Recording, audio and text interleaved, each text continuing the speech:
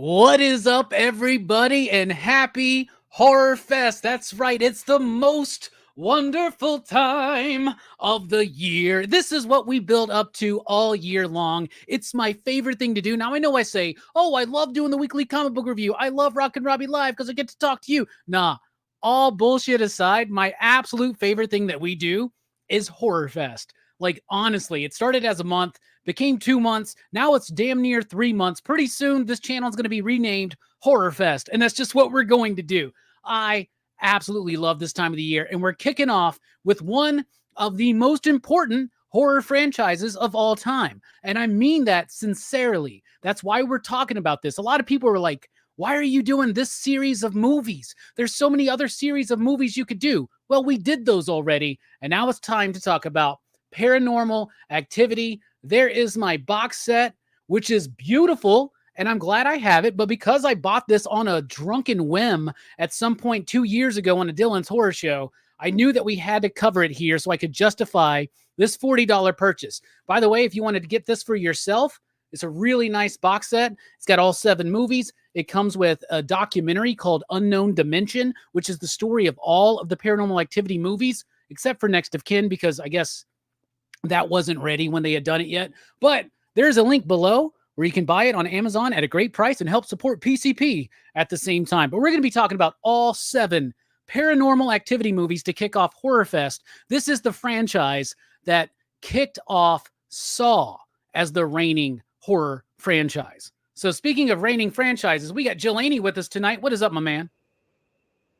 Our reign is a franchise, son. What? Station. Happy Horrorfest. Happy Horrorfest, bruh. It's back around again, dude. You know how excited we get. And by the way, just so everybody knows, this is Horrorfest, so you got to give everybody at least a 0.5 grace on their ratings, right? Like usually everything is at least a 0.5 higher than it should be. We'll see how that goes along with Paranormal Activity. Speaking of a grace period of 0.5, it is Verno from Blood Splatter Chatter. What is up? What up, my brothers? I think this franchise is going to need all the 0.5s it can get. This should be interesting.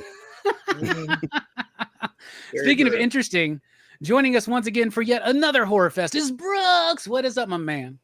What's up? You excited to talk about these movies? Yeah, a bit. A bit. All right, all right. And then these movies are from the 2000s and 2010s, and our resident horror 2000s and 2010s expert is here. It is Link, the missing Link himself. What is up, my man? Yo. No, could be here talking about these movies. I wish I could say bangers, but well, maybe some of them are, maybe, or at least one, maybe at least one. There's one that I want to call them gems. There's some good ideas amongst these. What's really going to be interesting is to see which one of these movies that like each of us individually are like, no, this one's not that bad, y'all. And then the rest of us are like, what are you talking about? How can you like Ghost Dimension? But anyway, we're going to get into it and we're going to kick it off right now with Paranormal Activity. This was the only one until Horrorfest this year that I had seen. I went and saw this in movie theaters with Jelani and Brooks, right? Y'all were there. I think my girlfriend at the time was there. I remember Jelani being freaked the F out over this movie. Like it messed Jelani up. But we worked together at the movie stop, and I would like mess with you and like turn the lights off and shit like that. And like Jelani was like, stop doing that shit, man. I can't handle it. But this is the only one I had seen. And I remember liking it at the time, but I never watched any of the sequels and I never cared to. I can't say that I'm not a fan of found footage because there are found footage fans I like. I mean, found footage movies that I like Blair Witch Project. That's a movie I like. Cloverfield is a movie I really like. There's other things out there like Wreck and some other stuff that I'm probably forgetting about right now, right? Creep was kind of a found footage, I guess. Do you say Cobra Kai is a found footage? Creep. Oh, Creep. Yeah, Creep. Creep is a kind of a found footage. Yeah, that one. Cobra Kai is a found footage movie. Could you imagine that? That'd be fucking wild. That'd be really cool. Who's filming this Johnny Lawrence? Yeah. So this movie, it started being brought around at like certain like towns and stuff like that in 2007. It had its first official wide release in 2009. It cost $15,000 to make. It made almost $200 million. So that's why there's 7 of these damn things, right? But it was the brainchild of a dude named Orwin Pele or something like that.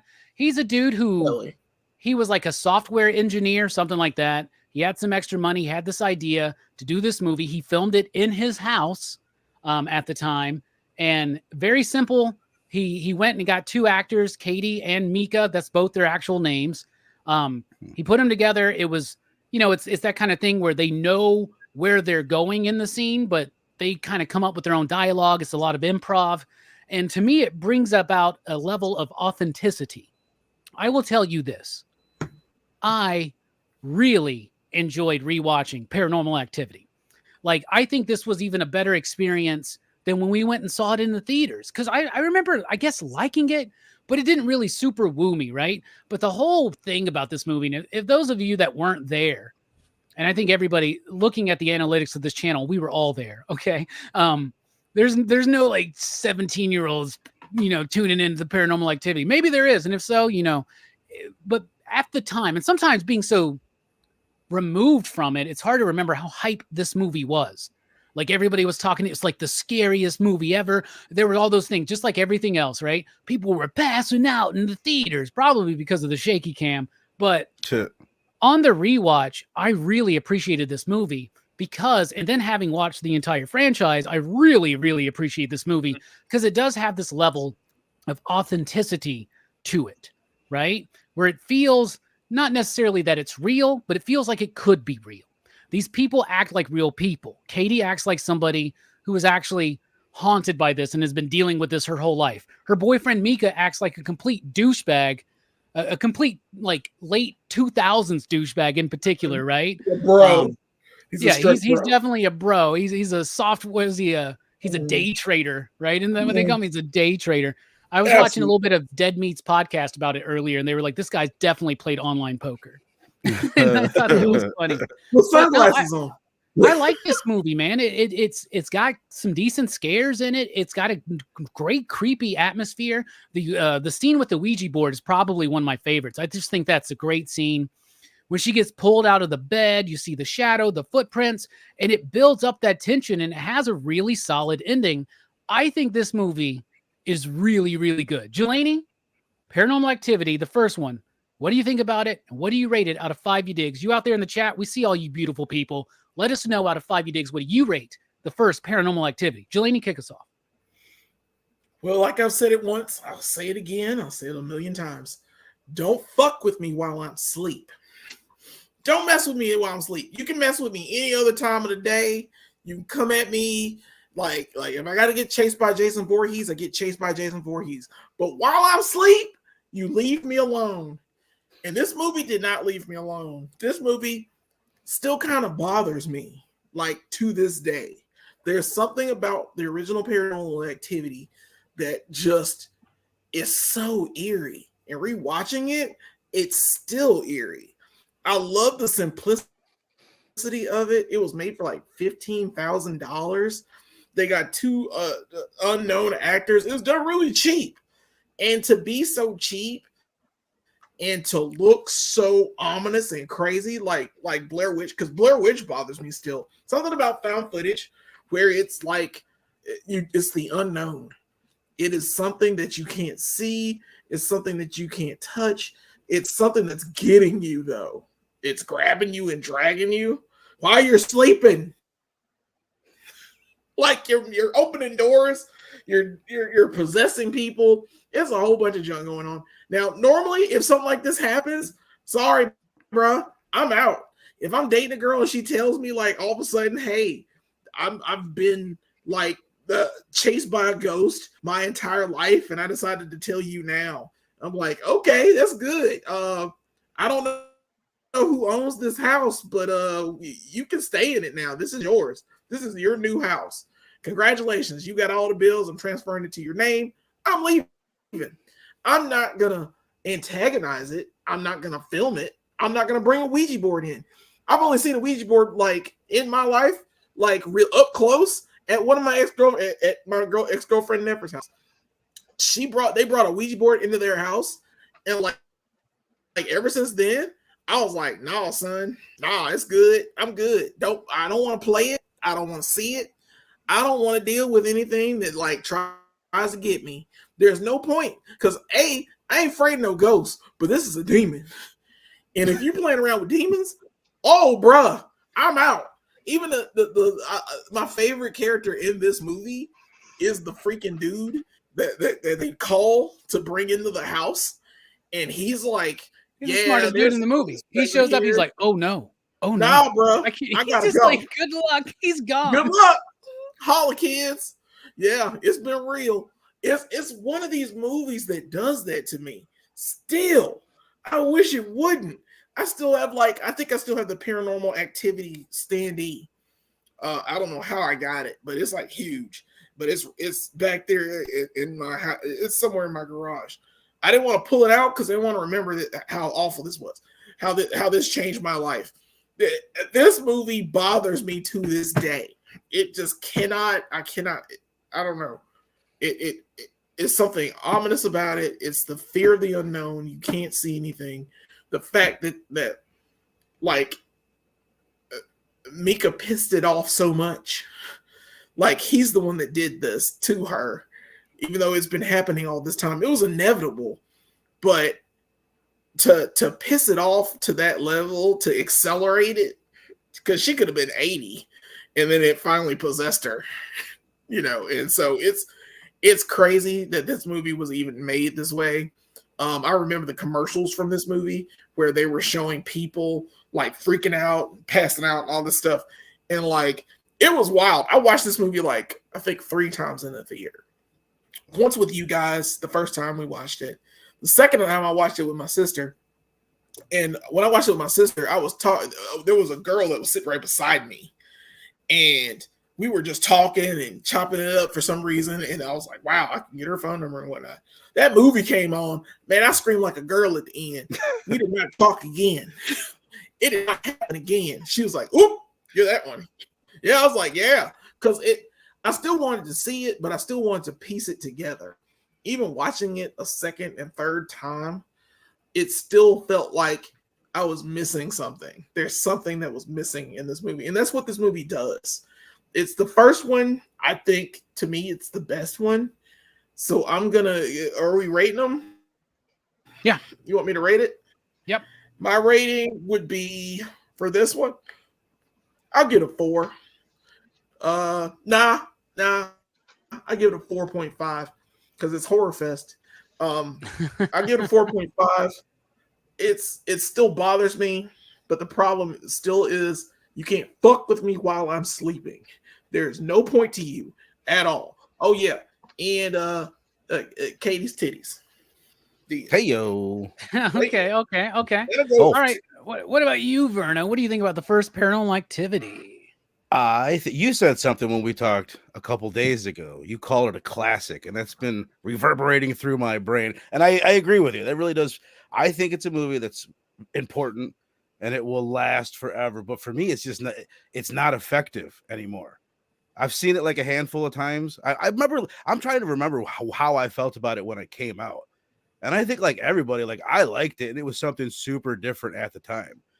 But the other thing that's interesting, like putting it in perspective of time, and like I was thinking, like, oh yeah, after the Blair Witch Project, that's when we got the big glut of all these found footage films. And then I looked into it, and it's like, no, not really. It's this movie that like kind of showed people how you can do it and how you can do it on a budget. But the other thing that really surprised me on the rewatch is that, and I think you said it, Robbie, is how good Katie is as an actress. Because I know we'll get to it, but I've watched some of the more recent movies that she's in recently, and I hadn't watched the first one. I'm like, God, she's terrible. Like, I really don't like her in the other movies, but I think she's fucking great in this one. But like if I would have watched this before doing my In a Violent Nature review, I would have said that In a Violent Nature is the Paranormal Activity of the slasher franchise, because it's a lot of stuff that's probably working for some people, all this slow stuff, but it's just not working for me anymore. Like, I'm not getting slowed by it. And like looking back on it, it doesn't escalate fast enough for me, or enough, You know what I mean? If you took out some of the scenes that happens in the other movies, like flying around the house and just some of the more intense scares that you get, and put them in this towards the end, I think it would be cooler. But it's hard to argue like it's status. You know what I mean? Like where it was in time, and it was clearly super huge, insanely influential, and important film. But I would say for my enjoyment, I would give it like a 2.5 or a 3. But for its importance, I would bump it up, and how like well executed I think it is. I would say like a 3.5 for a well done job, good story, and a good setup for like the story that's to come, which I think is the best part of the franchise, kind of in a way for me. It's one of the things that I appreciate. And if I could steal a Rockin' Robbie comic book term, is the decompressed storytelling that this does. And this franchise takes it to a whole nother level where you're not waiting a month for the next book to come out. You're waiting 3 years for the next movie, and they'll just give you a little bit more of what the fuck is actually going on. But this one, I agree. It is a classic, but I still don't like love it. It doesn't like really get me, but I respect it probably even more than I realized. But I'm going to give it a 3.5. All right. 3.5 from Verno. I think that's fair. I mean, it is a classic. It deserves its place for that, right? And I know I think this movie and this franchise get like shit on unjustly by a lot of people personally, right? But I also understand all the criticism. But I think the first movie has a great pace to it. Like, I was surprised at how everything ratcheted up, and I was really surprised at how much I actually cared about these people in this movie. Unlike some of the others we'll be talking about. And don't worry, Ed Weird, we are not going to be shy about talking about what we don't like about some of these movies. Brooks, what about you? Paranormal Activity, man. What do you think? Yeah, like I remember liking this all right when I saw it in theaters, and I kind of feel the same way about it. Like, I like it, but I don't love it. Like, I think out of all of them, it has the best. Like, it uses the pacing the best, And I do kind of like the idea of this, like, we all have this primal fear of like things in the dark, like you're just laying in bed in the dark and like you just hear a random sound like a door might creak open because your house is settling or something. And you think like, oh man, what if it's like, a ghost or some shit like that. And like, even as an adult, it can still kind of get you every once in a while where you just be like laying down and just like think, But I think it uses kind of the suspense more effectively. It's built up slow, but not too slow. Like, it doesn't it's like it kind of tries to tease you a little bit. Like you're expecting a jump scare, and then it like pulls back, and then it gives you a jump scare in a place where you might not have expected it. And yeah, I think it does it probably better than most of the other movies. But overall, I don't think it's a bad franchise. But like this was the only one I would say like you would actually need to watch out of all the Paranormal Activity movies. Like, if any of them, like if I just had to pick one, I'd say this one was probably the best one. So I'd give it a 4. Like, I like it.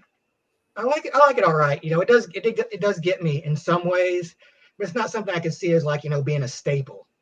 Like, it's not something I want to watch like every October or something like that. Oh, hell no. I think once every 15 years is good enough, right? Yeah. And by the way, this movie is now 15 years old. Oh God! So think about that. Just think about that. Just something that throw in that Brooks made me think of. This has one of the best reasons throughout all of them to be filming. Like and a lot of them, you're like, why are they filming right now? But almost never in this one. It makes sense. Yeah, it really does. The idea that Mika's like trying to like prove mostly probably to Katie that nothing is happening, then finds out some shit's happening, decides he wants to fight the demons like he's Zach Bagans from Ghost Adventures or something like that. Come on, you fucking ghosts. Put up your dukes. Let's go. Let's go. Speaking of fighting off demons, Link, what are you thinking about the first Paranormal Activity? I remember not being too keen on this one coming out. Like, I remember the audience reactions, but I was the edge for me at 20. I just remember, it's 10 years since the Blair Witch Project. They got to do the found footage for this generation. And I had already seen like Cloverfield the year before, so I wasn't too impressed because it was like, hate it or love it, at least they were trying something new with like the found footage with Cloverfield. And I respected that they if you go for it sometimes, I respect the shit out of that. This, I felt like it was really safe. I got it. I understood it, but I just, ghosts have never been my forte. So I wasn't too excited about seeing this. I didn't see it in theaters. The first one I saw in theaters was the third one. But when I finally did get it, I saw this maybe like 2 months after it come out. When I finally did see it, I enjoyed it for the most part. But I didn't get the hype. I was solid, you know, it was a well done story, but I didn't get like the fascination or the why it was resonating in the pop culture zeitgeist so much, you know. It was, I don't know. So it was all right. I still think it's all right. I still think it's a little hyped up. It's not my favorite, but I do respect it. I'll give it a solid 3. Solid 3 from Steph. All right. All right. Pretty fair so far. I like the film. I really, really do. So I am going to give it a 4.5. I do think that this is a classic film. The fact that it knocked Saw off the top, right? And like, you know, we have our horror franchises that dominate, right? Really kind of starting with like Friday the 13th, then Nightmare on Elm Street, and then just Scream, and then Saw, and then Paranormal Activity. It's part of that legacy. And I think it deserves its place in that legacy because of the strength of this first movie. And I think the strength of this first movie is that it doesn't push too far and it stays very authentic feeling to me. So that's a 4.5 from me, a 4.5 from Jelani. What did you give it again, Verno? A 3.5? Yes, sir. A 4 from Brooks. And what'd you say, Steph? A 3? Steph, did you say a 3? He did. Oh, you're muted, brother. Okay. That is a PCP average 3.969, dudes. So just slightly under a 4.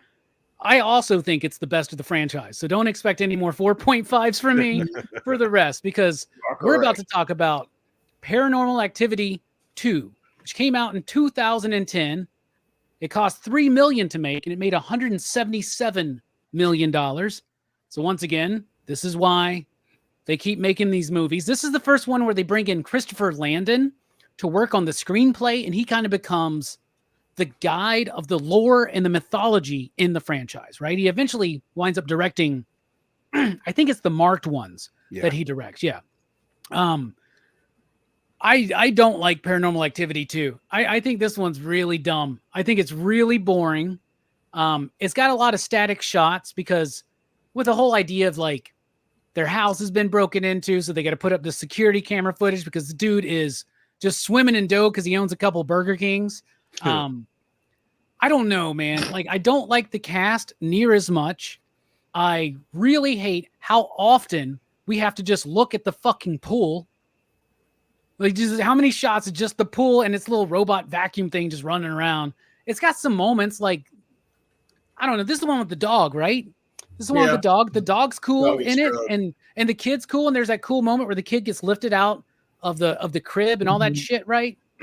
It's got moments.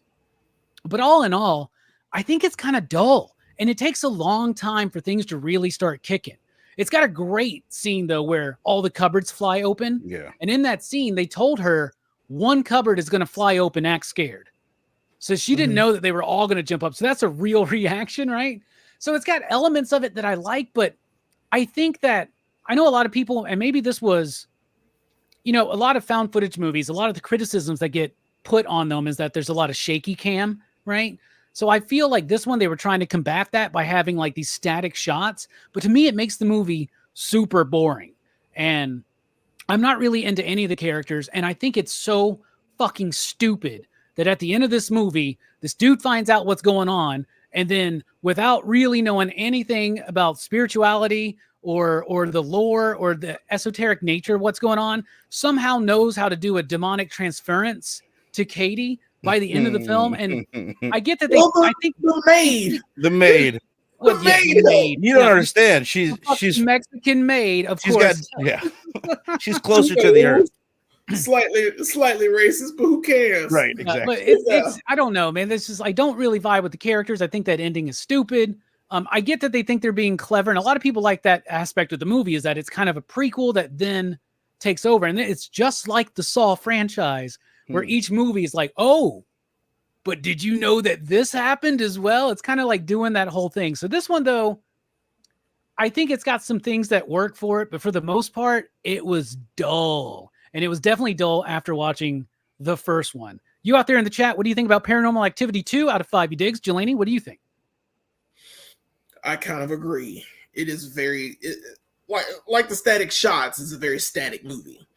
It's very just, hey, we see this footage. Hey, we see this. Is that all right with you?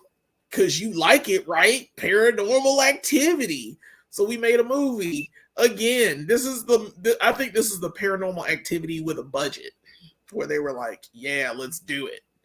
And they forgot the essence of the original film and how simplistic it and how easy it was to just make little scares like opening a door or lighting a Ouija board on fire. They missed the point of it. I think that all of the movies after the first movie missed the point of this. I think maybe the third one has a little bit, but it still misses the point of what the evil is, why the evil is. Most of the characters in this movie are very unlikable. They're forgettable. I do not like the dad. He old as crap for some reason and just witless. I don't know what it was. He's just a useless guy. Are you being ageist? Did you just say he was old as crap? Are you being ageist here, man? Come on, dude. Yes. If that's what you're gonna call me, yes. He old as crap. And he's like he doesn't seem like he should be married to her because they have no chemistry together. It doesn't make sense. Katie's in it, so that's fine with me. I don't like how Katie just appears like towards the end, and she's like, "Hey, look over there." It's fine. There's certain parts that I still find a little weird, a little creepy, like the baby in the crib and what's in the basement. What the hell is in the basement? Possession. It's very, I don't know. There are parts of it where I'm like, all right, and I did freak out, even though they did show it in the trailer about all the cabinet doors opening at the same time. That is a little jarring, even though they showed it in the trailer. It Very kind much of Poltergeist influenced this one in particular, I think. Yeah, I mean, knowing it's coming after you watched it, it doesn't scare me. Like, it didn't scare me at all. This movie doesn't scare me at all. Other than the fact that Katie's there and does the damage and steals the baby. It's fine. This is the meh movie. As we go, I have my thoughts on the other ones. This is the meh movie. This is the movie that we made it because we had to make a sequel. And the sister's different from this movie than it was in the first movie. If no one noticed, they recast her. So, I'm gonna give this one. Do you see the sister? You talking about Christy? Yeah, Christy. Christy was the sister Christy in the first one. Oh, I didn't remember seeing her. Yeah, that's what I'm saying. Like That Christy was the sister. Yeah. Christy was the sister that was in the first movie, but she had long hair.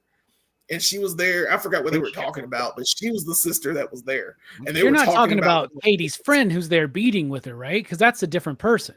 Really? I thought it was her sister. That's her friend. Chrissy? Oh, well, never mind. I was wrong. But I could be wrong too. I could be as wrong as Brian. I thought it was her sister. I thought it was a sister, and they just recast her because they were like, "I want one," But I like the daughter in this for some reason. She's in the marked ones too, I think. And I was like, "Oh, it's the girl, the thing." But I'll give this one. This was a 2.5. This is a 2.5. This is so it's mediocre. It's not terrible, but I don't need to see it. You need to watch it to watch the other movies because they take Hunter and Katie, and their remains are unknown. But yeah, it's a 2.5. It's still it's just meh. It's just so mid. It's not all right. Like you could skip this one except for the Hunter abduction. This is about it. And I guess we're gonna talk about Ghost Dimension. Don't make me forget about their Ghost Dimension, but it's okay. Don't worry, we'll get there. We'll get there. All right, 2.5 from. It's gonna be something. I was hoping we were gonna forget it. But. Yeah, we right. We should. What about you, Bruno? Paranormal Activity 2. What's funny is this is like, for whatever reason, this is the one that I thought that I liked. Like, I'm like, oh yeah, the one with the pool thing. And then I watch it, I'm like, why the fuck did I ever remember this pool thing? Only probably because they showed it over and over. It's like, whoever cares? And over and over. God damn, I was so tired. Like, this movie would be 10 minutes less if you left the pool out. Jesus. The one thing I was gonna say, go ahead, Steph. Oh no, I was just with the pool thing. I think it was because it's like every day they did like showed you another day, they would have to pan over the pool and the different rooms, and it was like every day, you know. I think that's why it really stuck out though. Right, it makes you remember. Yeah. The other thing, I think the maid is one of the more memorable characters from the whole franchise, and that always stuck out to me as liking her because she's she's fucking different. Especially the first 4 movies, she's the only one that isn't a rich white person. And she just kind of sticks out to me for whatever reason. All these people have some nice ass fucking houses in these first 4 fucking movies, by the way. Right. Super nice. Super rich. Positive note, I don't know if this is me having bad taste. I like the ending of it though. Like when Katie shows up and starts snapping necks, I'm like, oh, cool. I see what they did. For whatever reason, I enjoy that. But for the most part, it's crazy boring. It's got the more exciting moments, and I do appreciate when they happen. But like I had in my notes, I only got to 4 notes deep, and the last note is just as super boring. And evidently, I gave up on taking notes. But the one thing I was going to say that you made me think of, Robbie, I feel like this franchise is a reaction to Saw and the shaky cam stuff, especially this one. I don't remember there being a lot of shaky cam in the first one. Maybe there is. I believe that there is, but like. It's a reaction to torture porn and the shaky, fast cuts that you got in that 2000s era. And it's like the polar opposite of that. And I think that's part of the reason why it was so effective. It was so different than that. But I can vibe to that. Yeah. I'm going to give it, I think it was like a 2, but for whatever reason, I loved the ending. I put it in my notes and I'm just going to stick with it that it's a 2.69 for me because I enjoyed the ending. And a lot of questionable filming begins in this one, like a lot of it. Mm-hmm. All right, 2.69 from Verno. What about you, Brooks? Paranormal Activity 2. What do you think? Oh, this one kind of sucks. I think personally, this is probably like my least favorite in the franchise, just because like it doesn't utilize its time well, which is why it's so fucking boring. It's like it feels like it's just wasting your time so much. Like, you know, it's kind of like how in the first one, like they would kind of like throw in a little fake out jump scare, like, you know, kind of building up the tension. But this one, like, it never gets back to the tension. So it's like there's no, it doesn't bring the suspense I think that the first one had. I'd give this one I give it a 2.5. That's being a little generous, I think. But, you know, it isn't horrible. It does have some good scenes in it. But, like, you know, this one, I would say skip it, you know. not a vital chapter in the paranormal. Yeah, they catch you up on the Hunter shit in part 4 again anyway, right? They let you know what's going on. Yeah. What about you, Link? Paranormal Activity 2, what do you think? I like the first one. I thought it was all right. I definitely like this one less than the first one. I think it's kind of like a Malignant situation where it's like the only shit that really matters is like the last 15-20 minutes. So that's like the only interesting stuff. There's brief moments. That's all Paranormal Activities. Yeah. I remember the thing that hooked me was like, okay, you saw the sister series, like obviously this took place before she gets possessed in the first one. But towards the end, when they're like lining it all up, and you're like, okay, so it's like a prequel and it's happening simultaneously. I thought that was cool. I felt like this is the one where they started to kind of really lay out elements for the mythology, you know, for the demon and stuff like that. So I appreciated that. But that's about all it has going for it. The husband and wife didn't have any chemistry like the first couple did. I agree the daughter was like the standout character. She seemed like the only one who was reacting properly. Like, you know, the husband thinks he can perform an exorcism by himself, performs it, doesn't tell the sister, like, hey, we kind of fucked you over. Then, like, you know, doesn't bring in like a priest or anything. He just is like, I did the job, you know. And so when shit goes sideways, like a few weeks later, like what? Just you know, a lot of weird shit, dumb decisions. But yeah, it is. It takes a while, you know. Like I said, it's like the last 15-20 minutes is where it really gets interesting. So I'll give this one a 2.5. 2.5. Wow, very consistent scores so far across the board here, because I'm going to give it a 2.5 as well, because it's not terrible, but it's boring. and you're right, Verno. Like the end, like in at the end, it kind of kicks up a little bit. This is the one where the chick's like babysitting and the door opens, she goes out and it slams shut. Like there's a couple of like cool moments, but this is also where I'm like, man, they're really ramping this out. So like we see Katie get dragged out of the bed and down the stairs, right? But here now we see the sister get drugged across the house, up the fucking stairs. It just seems more like you're really starting to push it. Needless to say, at some point in this series, fucking portals to another dimension open up on fucking VHS or some shit. Fucking whatever. We'll get there. But it's just boring. It's dull. It's just kind of like there's so many static shots, and the fact that all the action mostly is done by these static shots, it takes away the dynamic nature of the suspense and tension from the first one for me. So I'm going 2.5. So 2.5 from everybody except for Verno, who goes 2.69. So that is a PCP average of 2.58. Ooh. So pretty low score. Not great. Yeah, not great, guys. We didn't really like that one. But Still then one of the better ones. Yeah. Oh yeah, I forgot. Katie's titties in a pool. Oh my goodness. Both of them. All right. So then the very That's next the two. year, That's the two.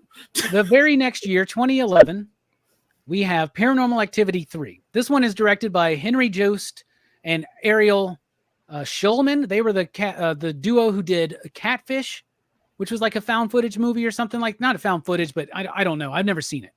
But they did the movie Catfish. They did this one. By the way, Jason Blum, this franchise is where Jason Blum got his name, basically, right? This is why we have Blumhouse, right? So we have Paranormal Activity, the franchise, to blame for a lot of shitty ass movies. Did they do the first one though? I feel like they didn't do the first one. Like I feel like I heard him in an interview saying like, God, I wish I had done that first one. The first one was done on its own, but Right. then Paramount got it, and Jason Blum got involved and said, Okay. "Let me be a producer on this film. Like, credit me as a producer, and I'll get you in." Right. So he was involved, but it was after the fact, right? Okay. This one is written solely by Christopher Landon. He becomes, like I said, a very, very important figure.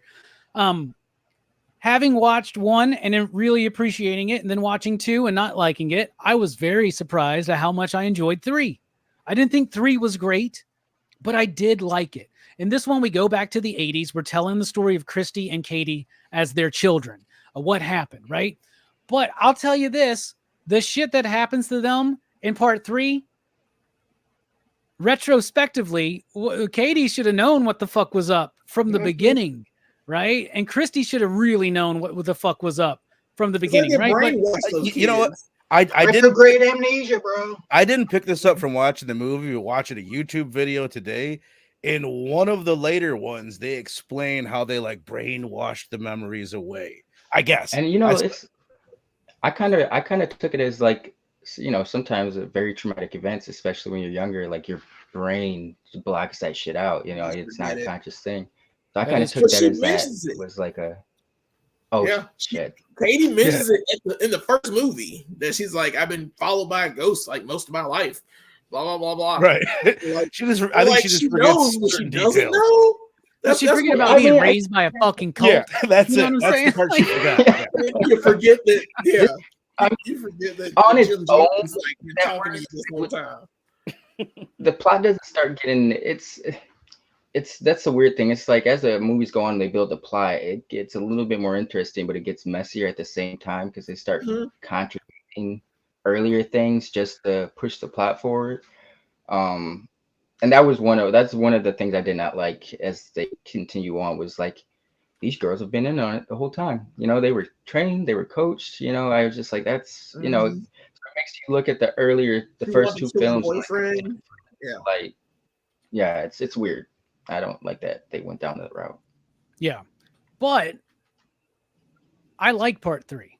I think part 3 is a pretty solid film. I really like the oscillating fan bit. Yeah. I really like the bit where the babysitter's there and then there's like what looks like a child underneath the sheet and then it disappears.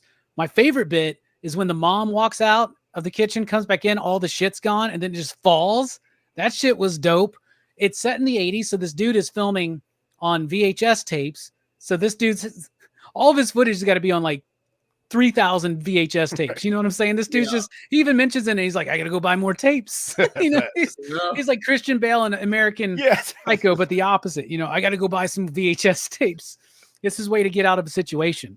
But I like that. I at this point though, I start going, I don't know. I think pushing it into this whole like curse, family sold their souls to the devil or some shit. Like, I don't know. It starts losing me a little bit there. I don't like the ending as much as I like the ending and even the last two, but I do like the film. Not trying to be nitpicky, but this is supposed to be filmed in 1988 on VHS tapes, but it's in clear, crystal clear fucking HD, dude. It's like fucking perfect HD. Whatever, you know, that's just the way. I mean, people would have really been annoyed if it was filmed all fuzzy, I guess, like that. But I think this movie's got a lot going for it. It's interesting. I think that the scene, the Bloody Mary scene, when the door slams and all that shit, and the young Katie's like freaking out, that's a really good scene. Very intense scene. I like the dude's friend, like the stepdad's friend. I really like that character. There are things I really like about this movie. He did, dude. He's like, I'm sorry, dude. I'm gone. I'm taking my shit. I'm gone. We're done. But I like it. I just don't think the ending is super strong. But I think it's got a lot going for it. And honestly, out of this watch of everything, and I've only ever seen the first one, this was the most I jumped watching a Paranormal Activity movie was part 3. Part 3 got me with jump scares quite a few times. There was a good like 4 or 5 times where my ass like leapt out of my fucking soul, dude. Like it was pretty fun. So I don't know. What did you think about Paranormal Activity 3? By the way, you out there in the chat, let us know as well. Out of 5 you digs, this is the highest grossing Paranormal Activity movie, made $207 million off of a $5 million budget. Wow. So wow, that's making money.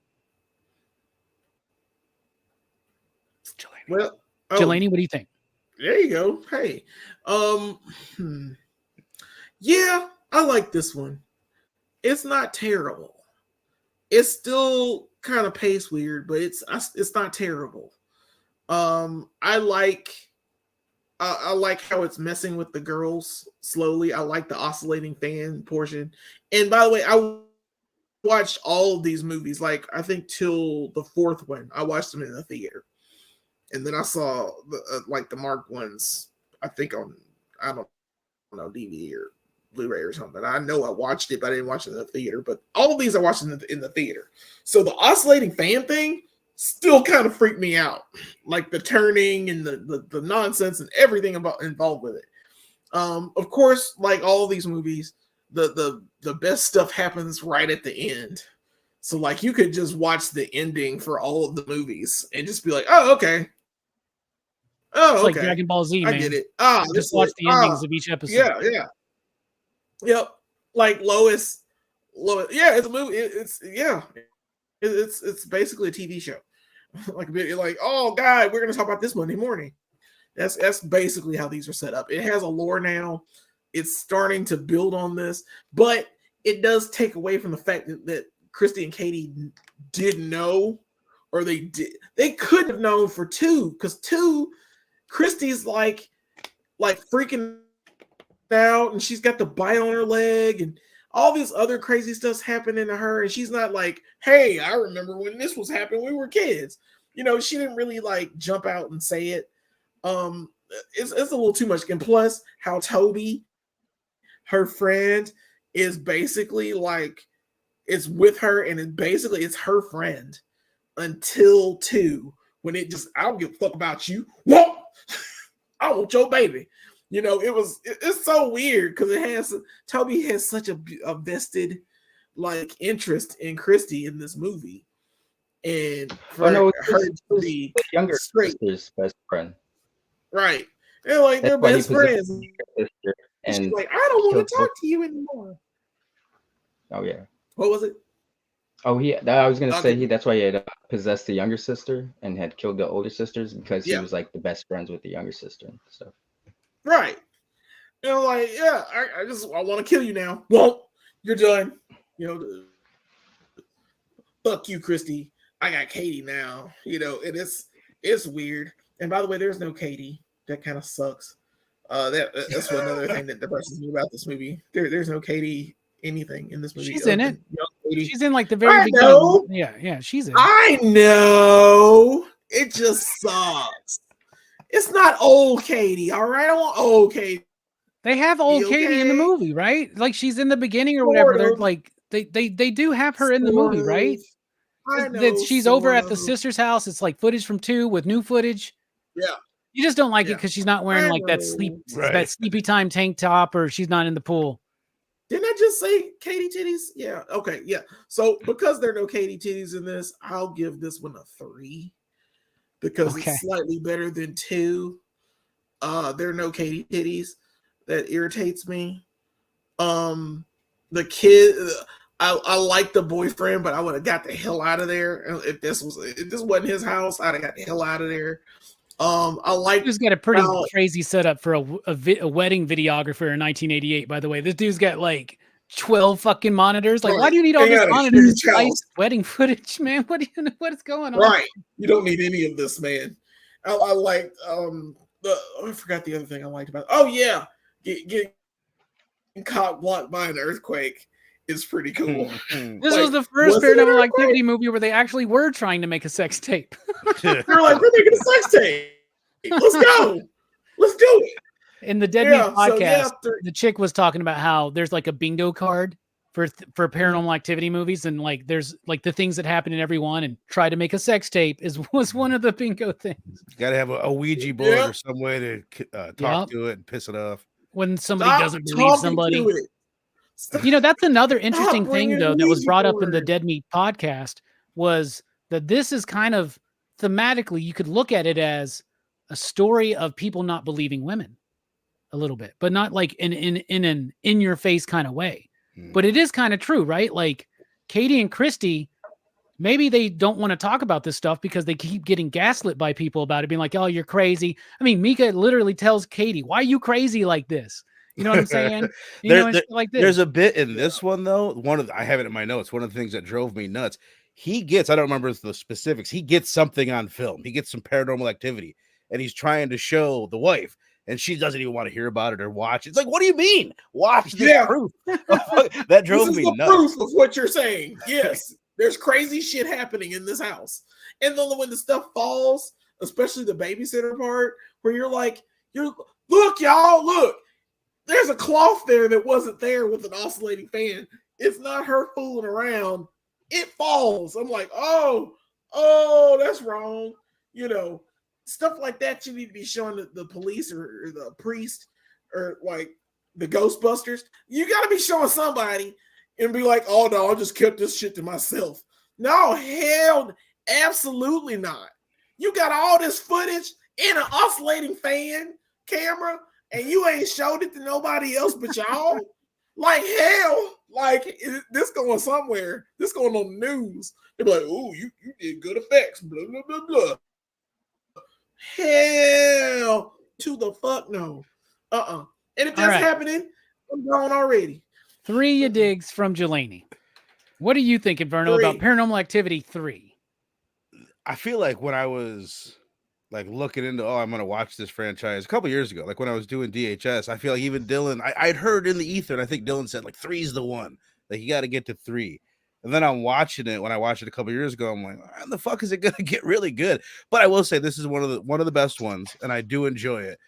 But I will also say I like the ending quite a bit. I remember thinking the ending was like the best part of the movie. I like where it goes. I'm having a hard time remembering exactly what the fuck happens, but I remember like the back break was badass. It was like pretty much just chaos. See, everywhere he ran throughout the house, it was just like shit popping off. When you see, like, you physically see like there's a cult behind this now. I don't think we'd ever seen anything, which I do dig. Like the lore is one of the best parts of it. That's like I said, I put out like this 45-minute video where they go through the whole lore. And I'm like, fuck it, this is the way to watch this franchise. Like, it's actually good when you hear it like that, but putting it through 7 movies, not so much. Robbie, you mentioned all the bits that I like. Like, that's what this movie has. It has moments that you remember. It has things that are cool, and that's, you can't say that for every movie. Like, there's movies where you can go a whole movie and fucking almost nothing cool happens. So this one has a lot more than that. The sheep part, the oscillating fan, like, you remember that shit. And I guess that's all I got to say, man. The ending is solid, and the actress, the little girl that plays Christy, is excellent. Great. Yeah, she's really, really good. One of the better kid actresses in horror. The one issue that I had with it, I mean, there's a lot of issues, but one thing that I was like, in one of the movies, Katie says Toby would come see us when we were kids. Christy could see it also, but Toby never went to the foot of her bed. She said Toby would come and wait at the foot of my bed, and that doesn't track with this movie. In this movie, Katie barely interacts with it, and it sits at Christy's bed. So it's not real. Unless I'm remembering it wrong, I'm pretty goddamn sure that I think in the very first one, Katie says that Toby would hang out at the edge of her bed. So to me, that like I sat there and tried to figure that out the whole movie, but that irked me. But other than that, this is definitely one of the better ones, and I will give it a 3.2569. Christy's the older sister? Younger sister. Younger sister. She's the one he's interacting with. We got yeeted. She's the one in part 2, yeah. She's the But so in the in 3, one, like, she's the one she's interacting with Toby the most. She's the one talking to him the whole time, pretty much. Mm-hmm. Yep. And you're right. That kid is really good. Really good. He's good. Yeah. So, fucking, we'll allow it because it's Horrorfest. 3.2569 for Verno. I wanted to give it more than a 3. I felt it earned it. It's because it's maybe even more enjoy. That's what I think it is. I enjoy watching 3 more than the first one at this point. But the first one is a more important, more respectable film because it's the first one and more, it's more important. Okay, I can vibe with that. Brooks, what do you think about PA3? I like this one. I think this is my favorite sequel, I think, in the franchise. I like that it kind of starts, building a little bit of lore with like what this demon is, like what his deal is. This is the first one he's named in, right? It's the first time I think so, Toby. yeah. I think Toby's the first time. Yeah. Very, very scary name, Toby, by the way. Mm. Well, it comes from this demon. I'll Google it, but it comes from a real life demon called Tobit. I'll have to look into what it was. I was hearing some of the real life history behind it. Tobin? Tobit. Yeah. Tobit. Okay. Yeah. Tobit. Yeah, but I like that they're starting to kind of flesh out this creature a little bit, while still keeping him mysterious. He's still just basically like this force that just kind of affects objects in certain ways. I think that's kind of part of his menace is that, I think he's more effective when you don't see him. It's like, when he's just something fucking weird happens and, it's, you don't have, like, I kind of had an idea of what he looked like in my head. And, I think that works better, than when you actually see him. But this one, it's definitely better than 2. Like, it's definitely paced a lot better. It's more interesting. Like, I like, the whole idea, like, how these kids, like, how when you're a kid, like a lot of kids go through the whole imaginary friend thing, and, and how parents are kind of dismissive of it. Like, but what if it was real and it was a demon? So I thought that was a pretty interesting idea. I think it's kind of a movie to scare parents more than anything. It could be worse, Brooks. It could be Drop Dead Fred. Yeah. It's either Toby or Drop Dead Fred. Which one would you rather have? Drop Dead Fred is scarier, I think. I think so too. Yeah, I give this one a 3.5. Like I think it's the closest one in good quality to the first one. So yeah. All right. A 3.5 from Brooks. What about you, Link? What you sitting on over there? So when I saw this one, I saw this is the first one I saw in theaters. I remember I was not excited because the first 2 I'd seen, I was like, don't get the hype. I was with a group of friends, and it was like we had to choose on what to see. All my boys chose to see this. Needless to say, I was very disappointed. Like, I remember writing a Facebook status about it, like, you know, passive aggressively being pissed off, like, I had to go see Paranormal Activity 3 today because I'm with a bunch of people that don't have good taste in movies. They all thought it was hilarious. But I'm right there with Brooks. I think this is the best sequel, and but beyond that, this is my favorite one. I think the cast is most enjoyable besides the first one. Sorry, there's a lot of background noise. I like the mom too. I I like the setting, 1988. That was the year I was born, so that was, you know, it's hitting on my heartstrings. I like even though it doesn't really execute it, I was like, how the fuck are you guys gonna do like found footage in the 80s, you know? And while it does look HD, like the way they set up cameras was kind of unnecessary in certain instances, but the way they went about it was cool. So I respected that. The best friend was hilarious. I think this had like the most comedy. Like there was a few moments with the stepdad where it's like he's interacting with the daughters and they like say some creepy shit and he's just like, what? You know, like what am I doing with that? And the ending, I'm right there with Verno. I thought the ending particularly, that's when it like ramped up and got me. Beyond all the things in the kitchen dropping when she walked out, that scene. I think the scene where he's like walking through the house and he's like got the camera light off and he finally turns it on and there's just a bunch of old ladies standing in the dark, you know, not saying a damn word. That shit actually got me in the theaters. I remember being like, oh damn, you know. And after that, it's just kind of like it's chaos. It's, you know, I don't know, the way it played out. Like he's trying to rescue the daughter, but then it's like the mom's thrown at him, and then it's like the daughter turns into a demon. Like he didn't know what to trust at that point. And, you know, and then he gets like his back snapped. I thought that was all cool. And I think it did the best in terms of laying out I think they could have ended it here, really, you know, because obviously the goal succeeded in 2. We didn't really need to see beyond that because the further they go along, the less sense it makes. But I think this is like the best one in terms of like mythology, and we're kind of seeing like, yeah, okay, so it was like the grandmother was behind it. It was a cult, and had they stopped here, it would have been a fine trilogy. But yeah, I think this is a solid 3.5. It's my favorite one. Wow. All right. 3.5 from Steph. So I'm going to agree with I'm going to agree with Jelani here. I'm going to give it a 3. I do think that it's one of my favorites of the franchise. I really do like the characters in this one.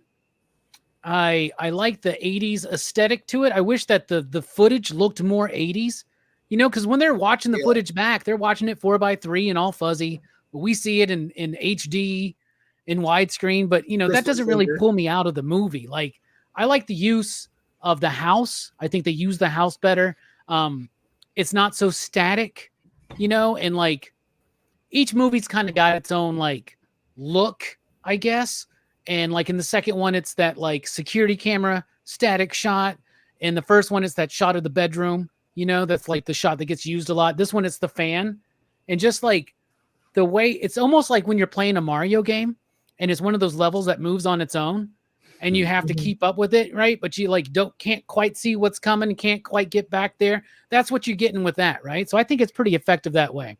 So a 3 from me and Jelani, a 3.5 from Brooks and Steph, and a 3.2569 from Verno for a 3.15 average, 3.15 average, almost pi.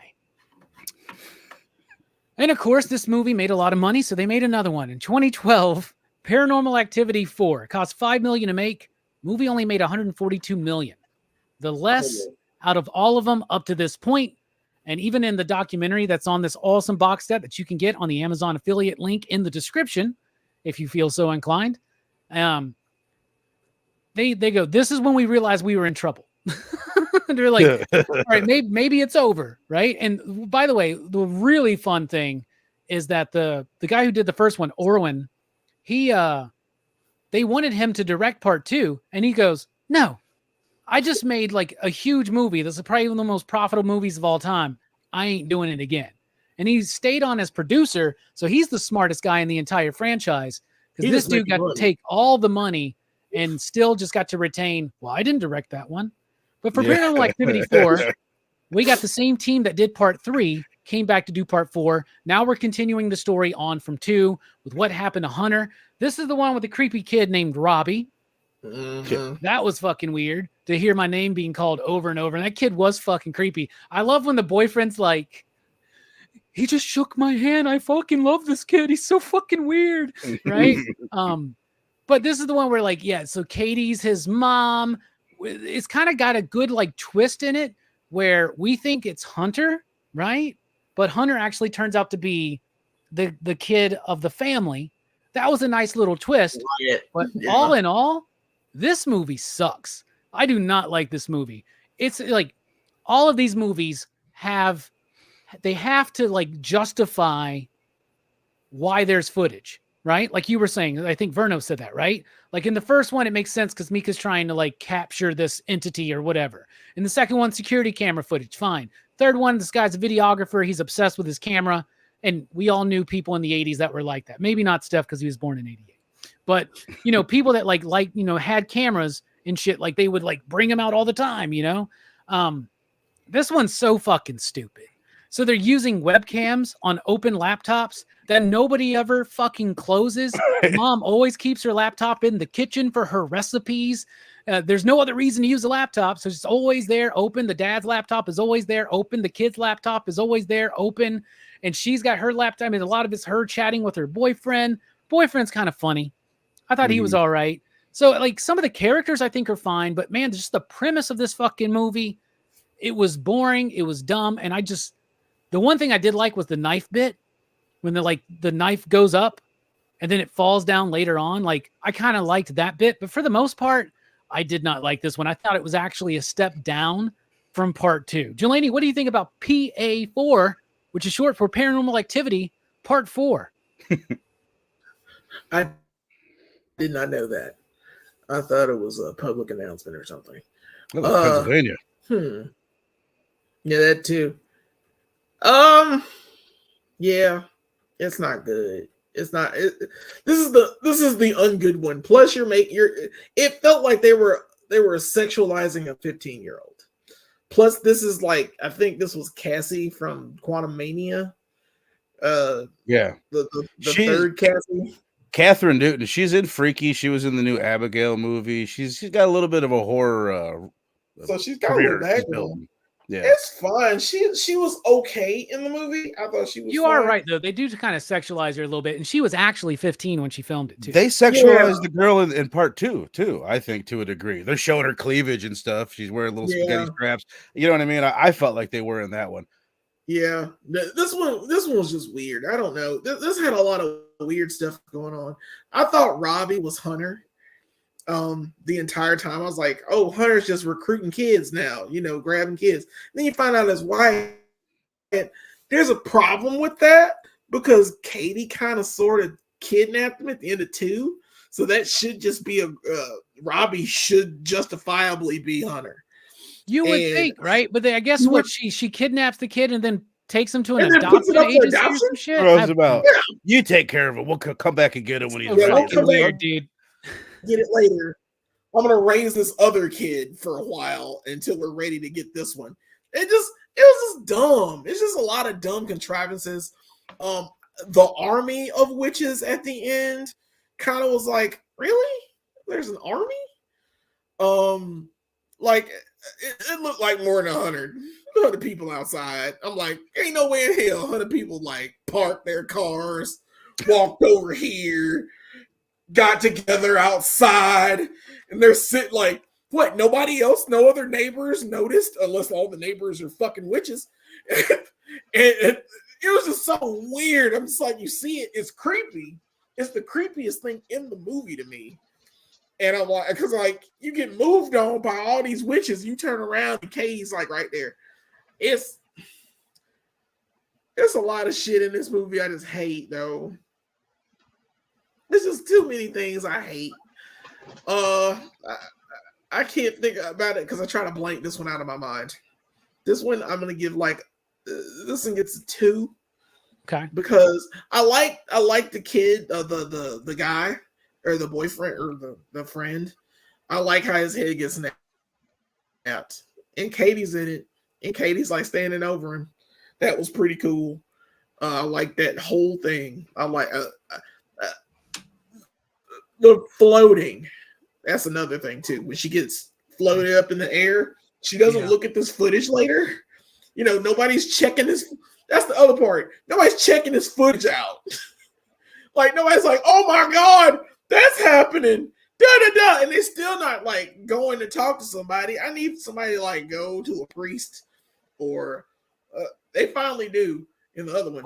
But well, when you call a priest, all he does is go, whoa, whoa, whoa, whoa. whoa, I'm done, son. Yeah, every time. Yeah. It's just very. I don't know. This was the most contrived of them. It's the most forgettable too. It's Right? the forgettable If movie. it wasn't for that It would green make light, the you wouldn't movie remember it. better. Like that's Yeah. the one memorable thing. Oh yeah, the Connect thing. That I guess that's interesting enough, right? But It was there. It was whatever. But because of that, yeah, it's a 2. It's just it's not even mid. It's like I can't believe it's worse than 2, but it is worse than 2. yeah, I think so. I agree with you. What about you, Vernon? What do you think? I agree with both of you. This one sucks asshole, I would like to say. What's funny is it had a good setup. Like the beginning of it, it's funny. It's got some comedy to it. I see Catherine Newton in it. And this is like a name I just learned. We just watched Abigail, Steph, and I reviewed it. And I'm like, oh, I looked at it's the girl from Freaky, which is a pretty good horror comedy, like a really good horror comedy done by what's the guy? What's his name? Landon, the guy that wrote these movies. Christopher Landon. I'm pretty fucking sure he did Freaky as well as Happy Death Day. He was the writer of Happy Death Day to You, at least. He did both of them. He directed both those movies. Both of them? He was for a hot second. He was going to do the new Scream movie, and which I wasn't really excited about because though I respect his shit, I don't think he was going to deliver a great Scream movie. But anyway, it just falls apart. Like 25 minutes into the movie, I was into it. I'm like, oh, they got this Connect thing with the green lights. It's memorable. They're trying different things. They're bringing in other like subgenres to the found footage. We got a creepy kid movie going on. Like they're doing things. And I think the twist, because I believed it. I'm like, oh, clearly Robbie is Hunter. But then I started to suspect, but oh, maybe the other one's Hunter. Then they tell you right away, like, you're right. But I did think like that was decent. But I think it's got the worst second act and third act of the first 4 movies. Like it just loses all steam and all give a fuck from a promising cast and a promising setup, and they just like did not pull it off. So I'm right there with you guys. I think you both gave it a 2. I had a 2.25 written down, but fuck that. I'll just give it the 2 that I feel it deserves. So I'm happy. It's with a 2. It. It's clearly Smells like a 2. Mm-hmm. Smells like All right, a 2 from Berna. What about you, Brooks? What do you think about this one? Yeah, this was all right. Like I think it's about on the same level as 2 for me. But it's not quite as boring as 2. Like it has some interesting stuff in it. Like they move the lore along a little bit with it. But like I have forgotten like the majority of this movie. Like I barely remember anything that happened in it, and that's not a great sign. But at the same time, like I think I give these movies a lot of leeway just because of how short they are. So like even when they're not as good, it's like well at least they didn't waste too much of my time, So I give this one the same as 2. I give it 2.5. All right, Brooks liked it slightly better than the rest of us, it seems. What about you, Steph? PA4. What are you thinking?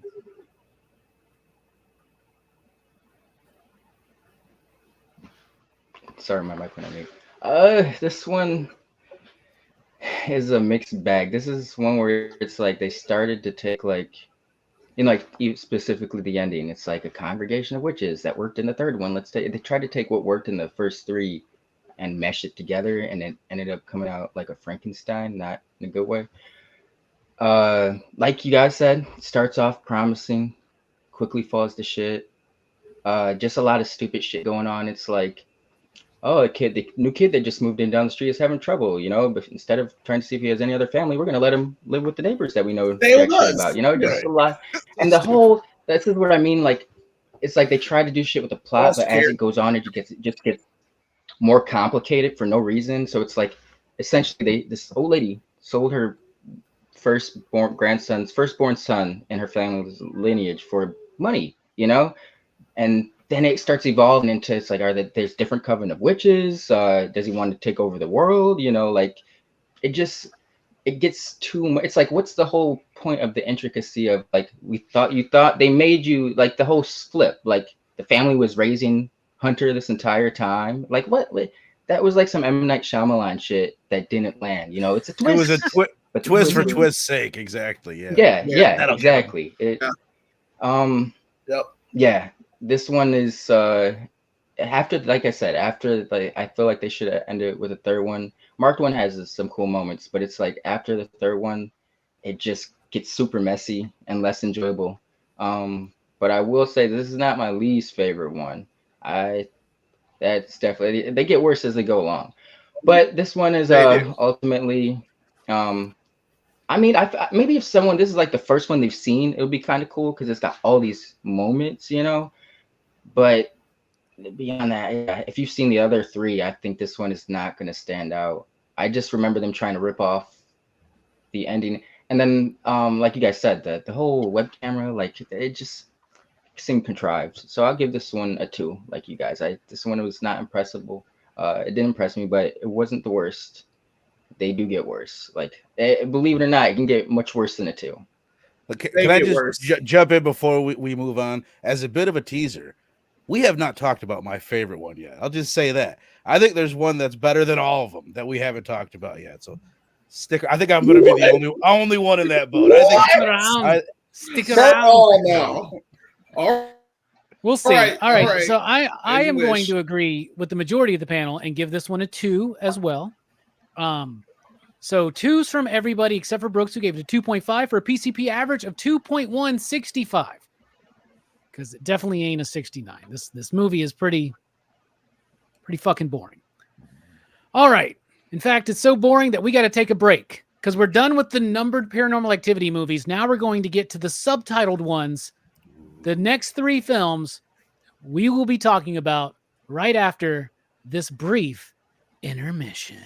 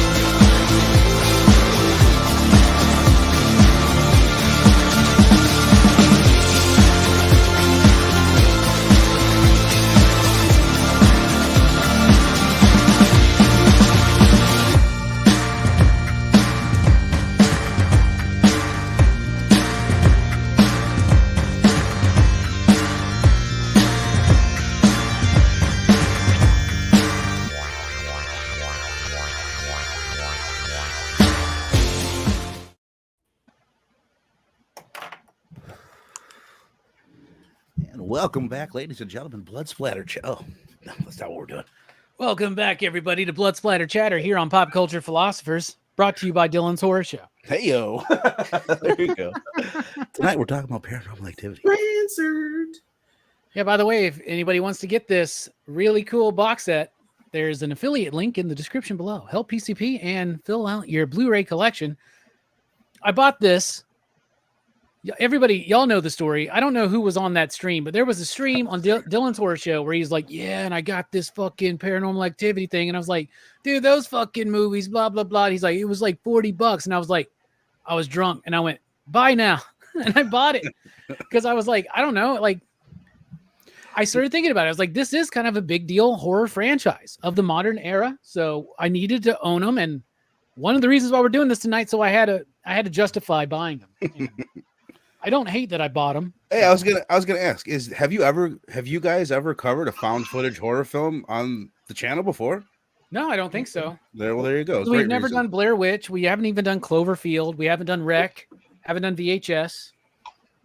Wreck would be a franchise I'd like to get into. Hey, before I forget, just for any found footage fans out there, Deadstream from 2022. We did it last year for Horrorfest. Everyone enjoyed it. It's a horror comedy, but it's actually scary. It's got a brilliant. It's one of the best found footage films ever made. There's a great reason for filming. The guy's a streamer. That's a canceled streamer. He's in a haunted house. He's got cameras everywhere. It's really, really good. If you're not into found footage, or if you are, it's one worth checking out. Deadstream on Shudder. Nice. I still have not seen that. You did that last year for Horrorfest, right? Yes. Yeah. Okay. It's worth it. All right. So Paranormal Activity 4 did not do very well. And honestly, if you're a fan at all of the franchise, the second or the eighth disc, I guess, is the Unknown Dimension, the documentary. It's worth it alone just to hear the story about the films. They go through 1 through 6, right? And when they're all talking about 4, they are all very apologetic. And the dude who was like head of Paramount at the time or whatever, he even says, at this point, we thought we knew the right buttons to push to make a Paranormal Activity movie, and it did not work. And we knew we were in trouble. So the very next year, there wasn't a Paranormal Activity movie. It took 2 years for the next one, and it was Paranormal Activity, The Marked Ones. Cost just shy of $10 million to make. It only made $90 million, but that's still a pretty good job. And this was the directorial debut of Christopher Landon. He had been writing and developing the lore out from 2, 3, and 4, and he came in to do part 5, The Marked Ones. The creator of the franchise, Orwin, says that they were trying to look at what they could do to revitalize the franchise's interest in the franchise. And he said, we realized that the movies always did well in the Latin community. So let's have this one centered around a Latin community, right? So that's why they kind of went in that direction, which seems kind of a weird reason to do it. But it results in one of my favorite Paranormal Activity movies, y'all. I really, really like The Marked Ones. I do. I enjoy this movie because to me, this one never feels slow. It's connected enough, but it's also telling its own story. It's got the weird bit at the end where he goes through the door, winds up at the end of the first movie. Why? I don't fucking know. Are they trying to say that this dude being back in time is the reason why she flips out or some shit like that? I don't know. But it's just a twist for twist's sake, right? But it's also a way to really firmly connect it, even though it does have the chick from the second one is in it, right? I love, you were talking about how much you loved the housemaid in part 2, Verno. I love the grandmother in this one. She might be my favorite character. When they start drinking tequila, she starts dancing and shit like that. This movie has got more heart, more charm, and more humor than the other ones. It's got plenty of scares. It does have some ridiculous shit.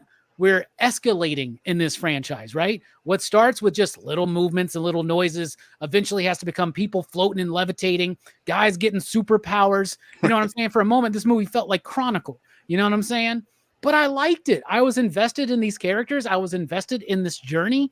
And the more I've thought about this franchise, the more this one stands out to me. I really, really like the marked ones. And it's unfortunate that they didn't just keep going with this kind of a vibe for these movies. But I liked it. I thought it was really a solid film. And it's my second favorite of the franchise. What about you, Jelani? What do you? I'll go ahead and I don't know why I keep waiting to rate them. I'm going to rate this one a 3.5 out of 5 you digs. What about you, Jelani? What are you thinking? And you out there in the chat, let us know. I agree with you.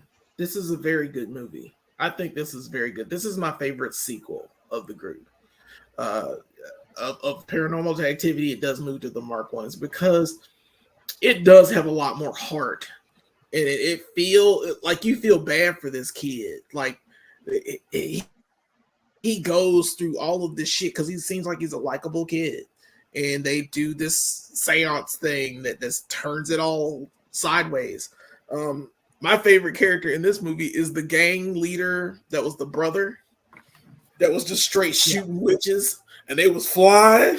When he shot him with the shot, I was like, yeah, son, get it.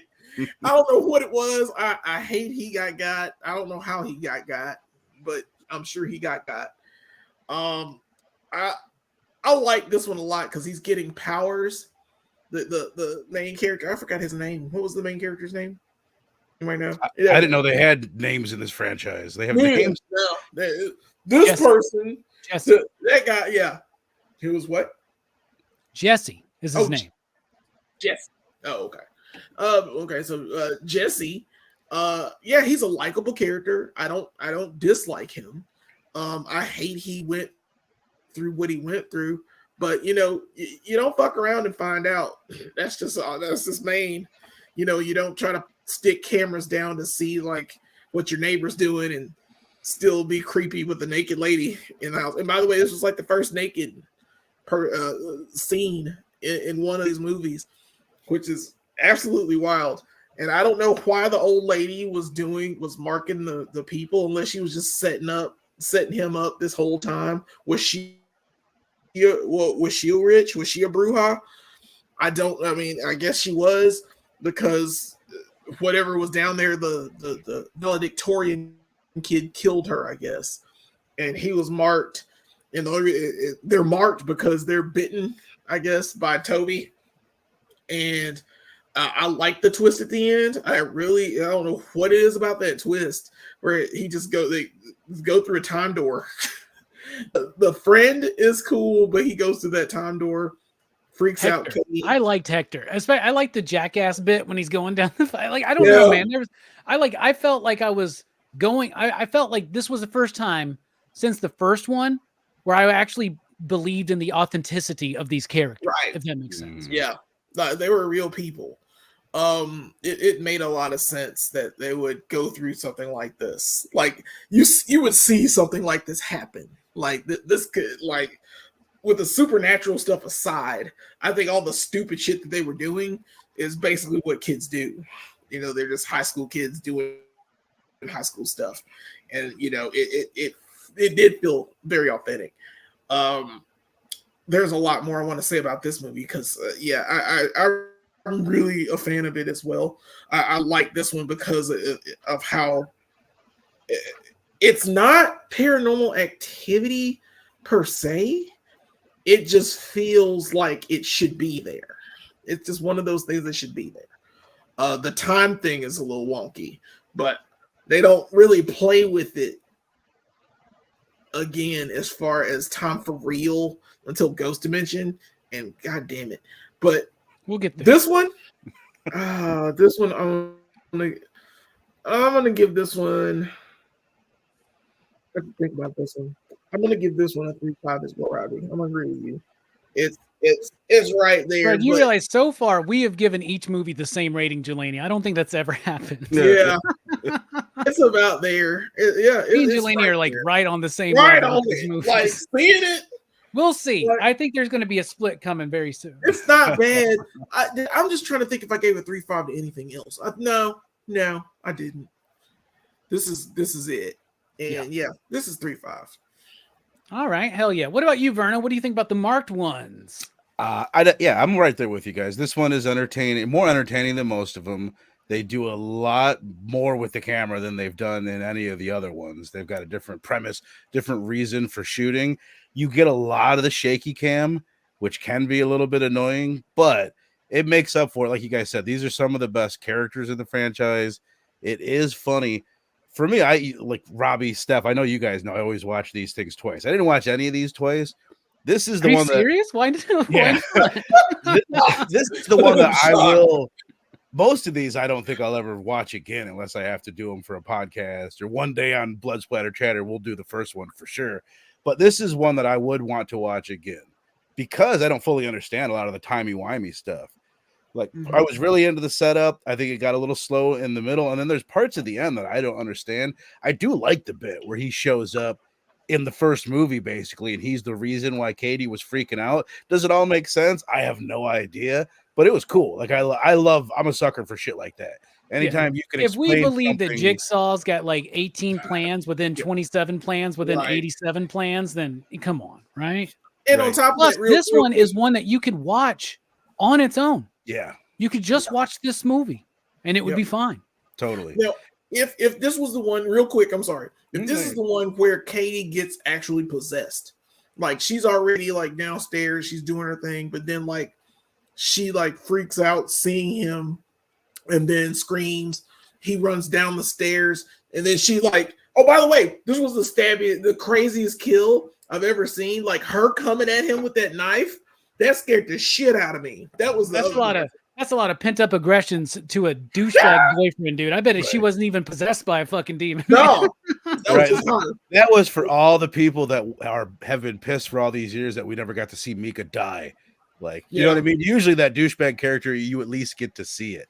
The only reason why I'm not quite there with you guys, and I'm going to give it a 3, is because I feel like I don't remember it as well as I should. Like some of the moments you guys have brought up, I'm like, I don't fucking remember that. But I put 3 in my notes. I'm going to stick with a 3, but I would like to give this one another go. All right. Hell yeah. Let's see if this trend continues. What about you, Brooks? What do you think about the marked ones? This movie was all right too. I do like the characters in this movie more than in most of the other Paranormal Activity movies. I think they have a little more personality. But and it's interesting seeing like the whole the ghost of the demon like outside of just like one location, you know, because like every Paranormal Activity movie so far has just been like basically in like the stuff is happening in like one like location, you know, because that's kind of how the one rich white person's house works. Yeah, right. Pretty much. It's like, you know, security. It has to, because it has to be like security cameras or like laptop cameras and stuff like that. But and this one, like, you know, it's I guess it's set in an era, or when was this one? Like, what is the era of this one? It's 2014. This is one thing I was going to say. This, you feel the era the most because it's got all, like, it's got the MCU had, influence. like, you know, handheld cameras and stuff like that would have been more common. But yeah, I think like I do like a lot of the. I like it's part of it feels almost like it's going to be a superhero movie for a while. Like I love when he's like he's doing the lean and stuff, and he's like, you know, he's kind of enjoying the powers before, you know, everything goes wrong. It's like an origin. So I give this one a 3. Mm-hmm.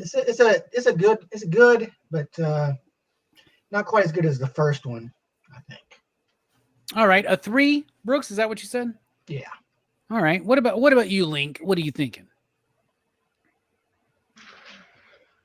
I remember being excited for this one. This was like 2 years after Chronicle. I love Chronicle as a film. It's a great, innovative found footage film. That's probably why I was so excited on seeing this. Is I think they ripped off heavily of the feel of Chronicle. It seems like they kind of continued the trend of like, let's take what works, but this time instead of within their own franchise, they're looking elsewhere with found footage. They opted for Chronicle. This one, it is entertaining. There are moments, but I don't know. This one, I think it is weaker because, while it is its own thing for the most part, like towards the end with like the ghost doors, and now we're time traveling. So it's like he goes from 2014 to 2006. So it's like they're introducing plot elements that they don't don't know what to do with. And like we said, it's just a twist for a twist. It really explains nothing. Like, he could have not been there and would have still played out the same. She was still going to lure Micah down to his death. I do think it had a good cast, though. I think the cast had good chemistry. But that's like the only thing that's going for it is the cast, to be honest. I think like plot-wise, story-wise, it starts off okay, but it falters like 4 does for me personally. I will give this one a 2.75. I enjoy it, but I'm like Brooks said, it's just under 1 for me. And 3 is my favorite. 1, then this would be my next favorite. All right, fair enough. 2.75. 3.5 for me and Jelani, a 3 from Brooks and Verno, and then a 2.75 from Steph for a PCP average of 3.15. I think that was the same rating we gave another one. I don't remember. 3. I think it was the same rating we gave 3. I can see that. That's interesting. But it definitely seems like it's an upturn, and we definitely needed it after 4. Yeah. And to prepare us for what was coming. So the very next year, we no longer have Landon attached to these films. This one is directed by Gregory Plotkin, who was an editor of Get Out and Happy Death Day. So that's cool. And he was the editor of all the Paranormal Activity movies. So they gave the editor the chance to direct. 4 people wrote the screenplay. I don't know why.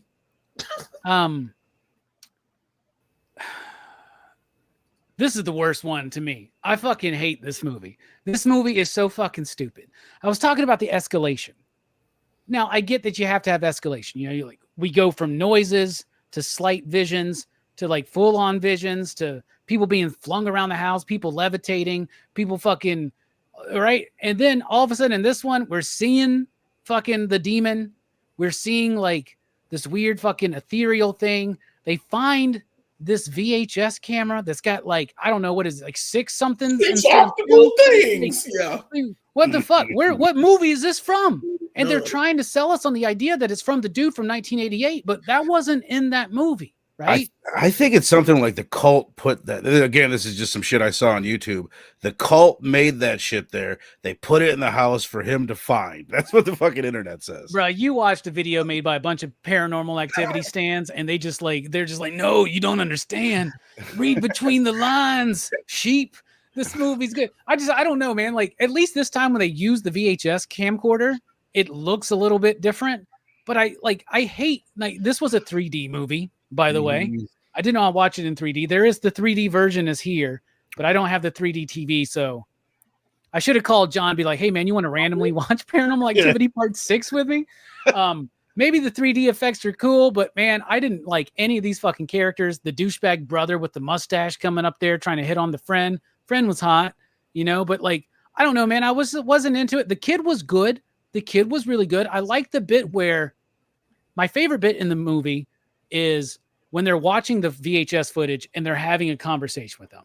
That's kind of fucking cool. That's awesome. Right? That's cool. Yeah, that's good. But the rest of it fucking blows, dude.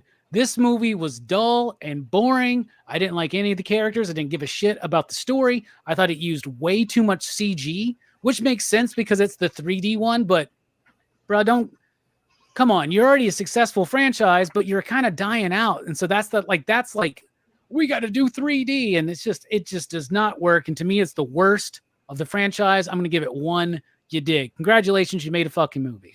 You know what I'm saying? I mean, that's more than I've done. So I give it 1, the lowest rated for me out of all of them. What about you, Jelani? What are you thinking about Ghost Dimension? What a dumbass fucking name, too. Really, and they're literally like opening portals now and shit like that. It's like Hellraiser 2 all of a sudden. Get the fuck out of here. They've made it pretty clear. Everybody thinks of Paranormal Activity as a Ghost franchise, but they've made it very clear these are demons. So why is this the Ghost Dimension? I know. It's so stupid. It's so dumb. Nevertheless, Jelani, I'm sorry. Fuck this movie. This is absolute trash. You see, I thought it was endearing that you get to see Toby as a symbiote. He's just looks like a fucking symbiote. He looks straight out of Venom, man. Yeah, he's straight heard fucking wind, man. It's like, why? Yeah, he is a turd in the wind. And it's, oh God. Like, okay, you see, now, and then this gets worse. Now you see it. Now you have footage of this motherfucker in your daughter's bed,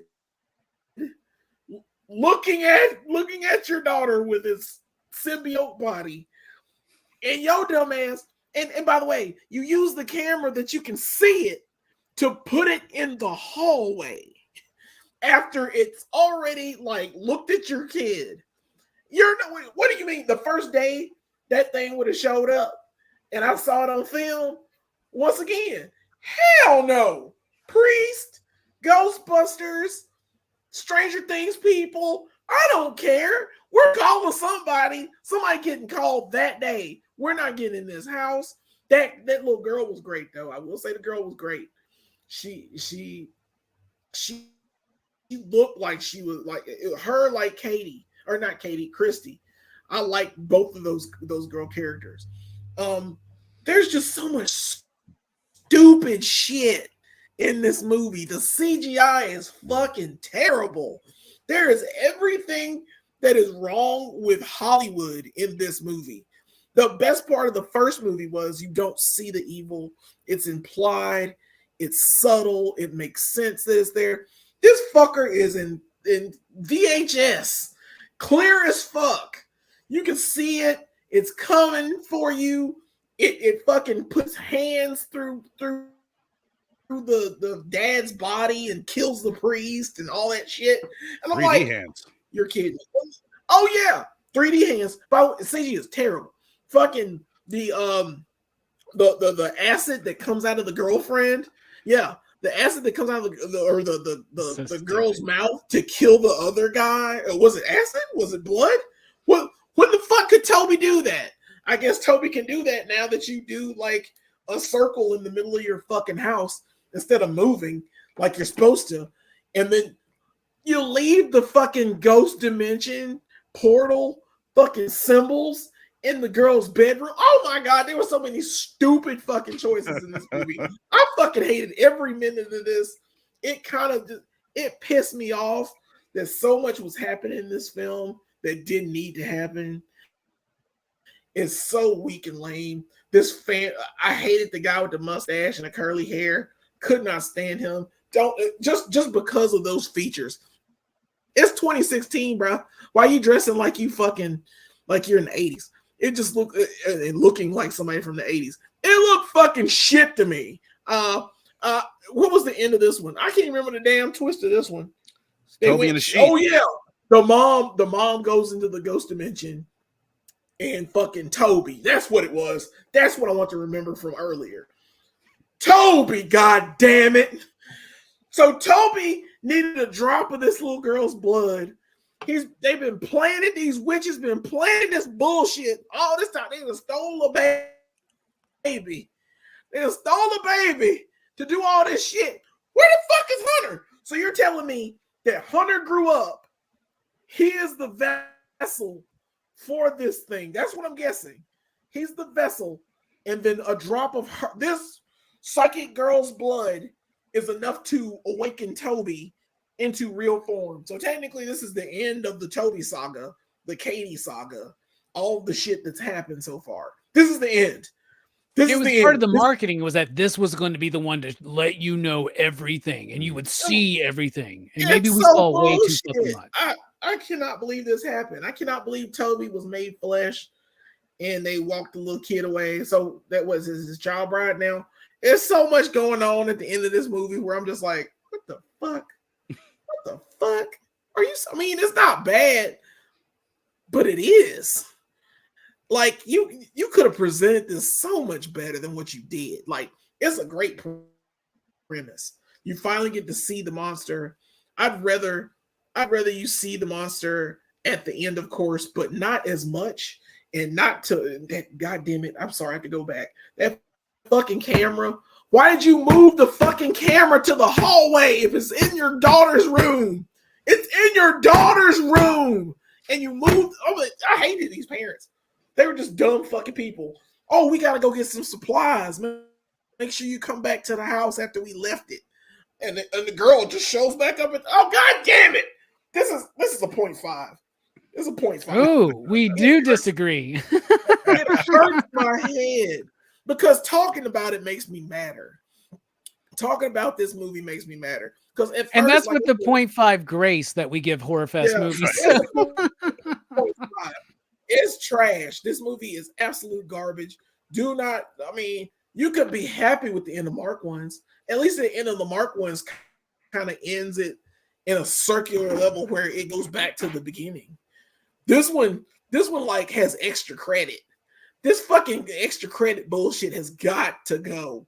We don't need to push out more stories and have Paranormal Activity slapped on it. It's some absolute bullshit. I hate this movie. I hate this movie as much as I hate that fucking Hellraiser movie. God damn it. Hellraiser, whatever the fuck. Which one was that? Brooks always remembers. Was it Judgment or Revelation? Was it Revelation? God, I hate that. The Revelation was a piece of shit too. That is a garbage ass movie, man. God, it's a garbage ass movie. Yeah. And I keep thinking about that, but this is on par because sure, there are people in it and sure stuff happens. Was Katie in this one? I can't even remember Katie was in this one. No, I don't think so. Good. As a kid, I guess she's in it, right? Good. It's an absolute gem that she is not in this film.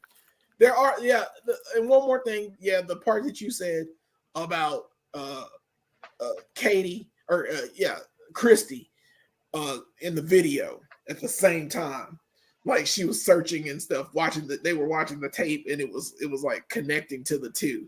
I did like that. That is all right. That's that 0.5. And the little girl. Dude, they're together. And the other little girl that she gets possessed. She's the best character in the movie. She's literally the best character in the movie. But yeah, the 0.5, it just keeps dropping. It's terrible. All right, before it drops any further, let's move along to Verno. Sorry, fuck. What do you think about Ghost Dimension? I think that I'm glad Jelani has all the passion that he has because I just don't give a fuck. I don't give a fuck. Like, this is the movie, Robbie. I already told you, man. Like, this is the opening of Horrorfest on PCP fucking movie night. This is a big deal. What we're doing right here, but I could not bring myself to even look at the screen for half of this movie. Within like 15-20 minutes, I'm like, oh, they don't care. I'm like, I just cannot force myself to fucking it's care. Lazy. A lot of the stuff you guys have had issues with, I don't remember. I might not have seen it. I might have been on my phone. It's terrible. The number one thing is that the cast. Like, this is just like it's a good way to show, like, oh, you thought some of these other movies were bad? No, like this is what a bad movie is. Like, when you just don't care, you don't know how to create characters that we care about at fucking all. There's not a moment I really remember of this movie, so I'm just gonna give it a fucking 1 and say it sucks. This is fucking bad. I really barely fucking remember the thing. I don't give a fuck about it. It's gone. It's gone from my brain. It's the least favorite one by far. Hell yeah! All right, Brooks, what do you think about Ghost Dimension? I agree. It's the worst. It's the worst one in the franchise. But like also like a bad movie has to earn like a low score, just like how a good movie has to get a good score. And this one, it's not like terrible. Like, you know, compared to like especially when I think about like the Hellraiser franchise or the Texas Chainsaw Massacre franchise. And like I think about this movie, and like this movie's all right. Like it's definitely the weakest of the franchise. It's the most forgettable. Like, you know, I don't remember a whole lot of what happened in this one either, to be honest. The character I remember is the fucking camera. That's the most memorable part of this movie, is that it has this fucking camera that lets you see the fucking demon. And dude, from the beginning, this guy's like, this is weird. I'm seeing these like ghostly ethereal things. Whoa, cool. No, bro. There's a problem. Then you never find out where the camera came from. Nope. You know, it was the camera he did no questions for that shit. Mm-hmm. Who knows? It was the Amish family from the seventh film that made the camera. It's like, we hate cameras so much, we're gonna make one that can see ghosts. Yeah,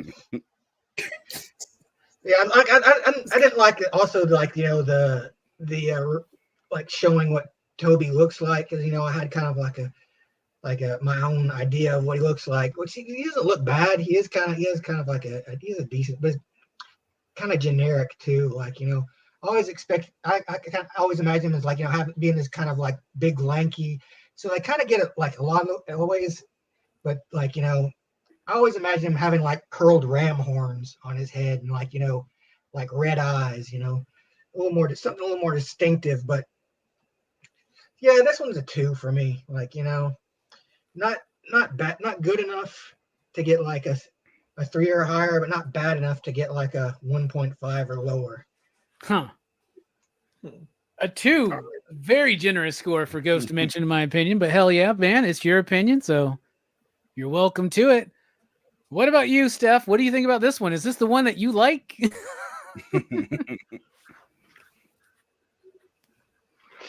No, this is my least favorite. What do you? I mean, I don't know where to start. It just feels like everything that shouldn't have been done in terms of like where this franchise should go, what they should do, and like, you know, learning mistakes from previous movies. They did not learn those mistakes, and they did not take the franchise in a better direction. The whole thing with, oh, this family's moved into the house of the girls where the girls lived when they were younger that burned down. You know, it's a twist, but it's pointless essentially. I mean, somewhat essential to the plot, but it just kind of feels like, hey, connection to the first films, you know, like the older films. Even like the bit where it's like they're watching the video and she says like bless you, you know, like Yeah. talking to each other. It's like there's no point in this time travel stuff. It's a cool bit, it works for the moment, but it adds nothing to the overall story. I like they just showed too much. The whole demon reveal, Toby didn't really care for that. It wasn't terrible like Brooks said, but I think it's best left to the imagination. Even like with the ghost shit, it was reminding me of like the smoke monster from Lost.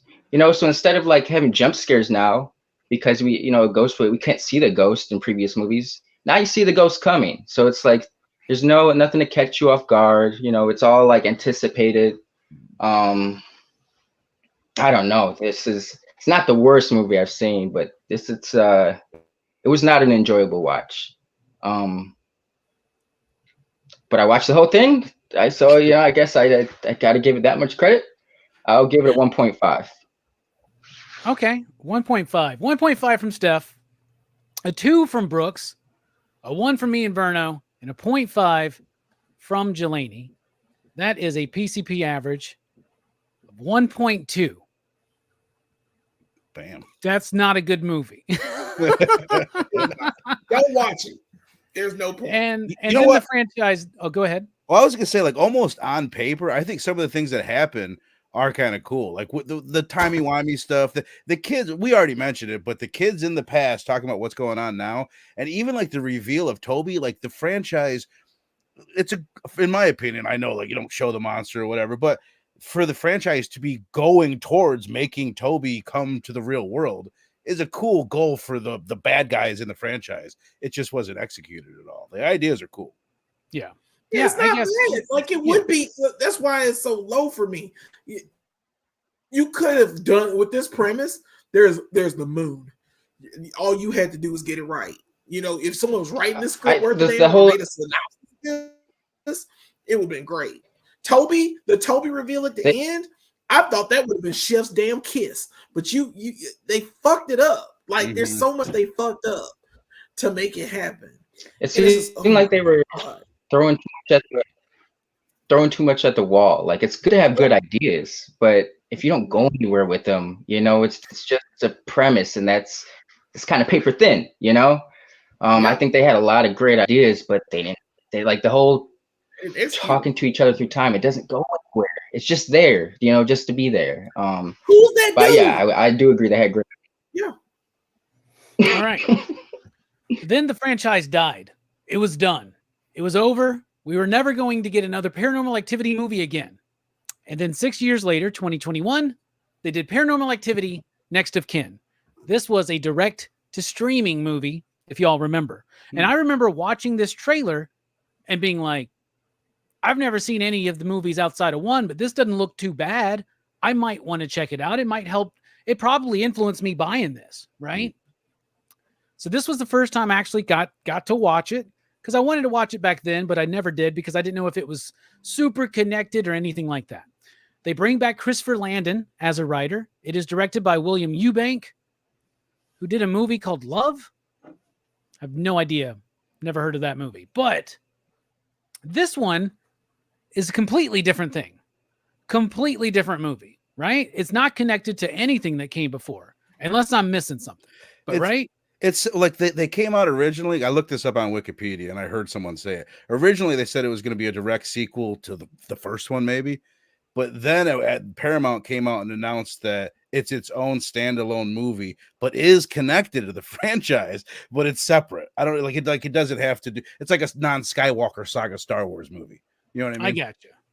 So it's like the Rogue One or something. It's like the Rogue One, maybe, but Rogue One would be more like marked ones, right? Because at the end, it leads right into the first movie. Yep. But I'll tell you this, I thought the movie was good. I enjoyed it. I liked it. I liked the documentary idea behind it. Like in the year 2021, this makes sense. And everybody now, we have our phones that can shoot HD video. So this one made more sense to me. It's about a woman trying to find their roots to her past. Her mother was part of this Amish family. She goes to find out where she's from. She was adopted, this and that. I enjoyed it. It's long. It's a little too long. It's the longest of the franchise, and I can feel that, right? So it runs a little bit too long. It could be kind of truncated a little bit at certain parts. But it's got some genuinely creepy parts to me. That woman's like, you think she's peeling potatoes and she's like cutting her hand. She just got this smile on. Just Amish, weird, creepy, religious white people, old people. They're weird to me in general. And when they all start like banging on the fucking tables, and when the kids come out and start, like, what the fuck? That's scary as shit to me, man. Kids singing fucking hallelujah and shit. Fucking, I don't like that shit. Some of the shots are so fucking beautiful. Going through the woods, getting up to the church, all the drone footage that they're using. And I'm glad that they show that the dude's using a drone. Because at first I'm like, how are they getting this fucking footage? The boom operator cracks me up the whole fucking movie. I love it. It's got amazing cinematography. Yeah. It really does. But it still makes sense to me being not necessarily a found footage thing, but like a documentary. I love the fucking big, I don't know, the big well or the fucking cavern or whatever at the end. And she's going into it, has this sense of claustrophobia to it. I enjoy all the characters, the main chick, the dude. I don't know if they're together, but it seems like they're together, right? They're together, right? Yeah. And like I said, the other dude's super fucking funny. She's fun to me. And I don't know. I liked the film. I thought it was good. I didn't hate it. And honestly, after watching Ghost Dimension, I was like, well, surely Next of Kin probably blows too. But I actually liked this one. I thought it was decent. I'm going to give it a 3 out of 5, you digs. What about you, Jelani? What do you think about Next of Kin not starring Patrick Swayze? Yeah, very true. Although this is not a Paranormal Activity movie at all. You could have called it Next of Kin and called it something else. It's like them Hellraiser movies that were just like, hey, we got a script. Hey, let's slap a name on it. Let's just make it. And then we're going to just put it out. And this is going to make us money. And that's exactly what this is. It's not a Paranormal Activity movie. It doesn't relate to anything that has happened before. I guess they were trying to either reboot it or do something. Although I do like the cinematography of this movie and it's very crisp, that is also another problem. It is too crisp. This is too clean to be one of those I mean, it's just, I don't know. I would have rather had some narration from the girl. Since we're not even getting, like, since she survived, it might as well have been a documentary of what happened and where we're going, especially the police footage at the end. That may be my best part, the best part of this movie for me. Fucking awesome. Funny. Yeah, it is. He's crying like a baby. They go up to it, and then he makes them kill themselves. I'm like, oh my god, oh my god. You know, it's really cool. And him like knowing how to drive. I love how you're straight out of hell, and you're like, all right, I can drive this car, but I don't know how to turn off the siren. We're just gonna drive in it. And I forgot the song at the end, but that was creepy as hell. That shit was wild. there are scenes where it does not look like anyone there should be holding a camera. Like the scene where he's meeting or she's meeting the Amish dude for the first time and they're in the diner. And there's like over the fucking shoulder footage. They're like, yeah, right? Yeah. It's over the shoulder. And it's the dude that's the documentary dude who's just standing there. Like, so there's a camera over there in the corner too, looking at him. You know, it's just little shit where like no one should be holding a camera. No, I mean, there shouldn't be a camera. Robbie was holding the camera, obviously. Yeah. Right, yes. Whatever. That's how it connects to the rest of the franchise. That's right. He's been holding it. I'm holding it the whole time. Or whatever. I'll say they explain that away by showing all the equipment that dude has that's filming. Yeah, but that's like a documentary. He's got cameras fucking everywhere. I know, but that's after they got GoPros and shit, man. I know, but he's got that shit put up next to the fucking fry cook. You know what I'm saying? Yeah. But all in all, it's fine. It's a serviceable movie. It has its parts. The CGI is just for the mom. It looked, I don't know, it looked off to me. I don't know. It feels off. On top of that, I don't like the hole. The hole looks CG. It just didn't feel like she's going down this cavern for some. I mean, you know, when you first see it and you first see that main hole, I'm like, oh, that doesn't look right. I don't know. And like when the second they would have told me these people ain't Amish, I'm like, we're getting the fuck out of here. Oh, they ain't Amish. All right, just keep us going. And we'll leave now. Oh, girl, she with her family now. Life is great. This is one of the only movies, though, out of the franchise that when somebody dies, I'm like, damn. Yeah. I didn't want them to die. Kind of sucked. I didn't want that dude to die. But it happens. On top of that, the whole ritual with like her mom was the one that was holding like not Toby at bay all this time. I did like that. Something about that. I'm like, yeah, you should probably go and do that. You're doing a public service. It's not like you're gonna know. It sucks. It really sucks. Because you're just gonna be down in this hole for the rest of your life. But you're stopping an evil demon beast from coming out and driving cars and playing weird country music. I don't know. Okay. 3. Give us a 3. It's not all right. 2. We're back on the same page. I thought this would be the 3. One that we would disagree on, not Ghost Dimension. Really? Ghost Dimension is trash. I thought I was the only one that would like this film, but we'll see. We'll see what happens. Verna, what do you think about Next of Kin? When we talked about the first one, I said that one is a classic. I agree with you. It's a classic that I still don't really enjoy.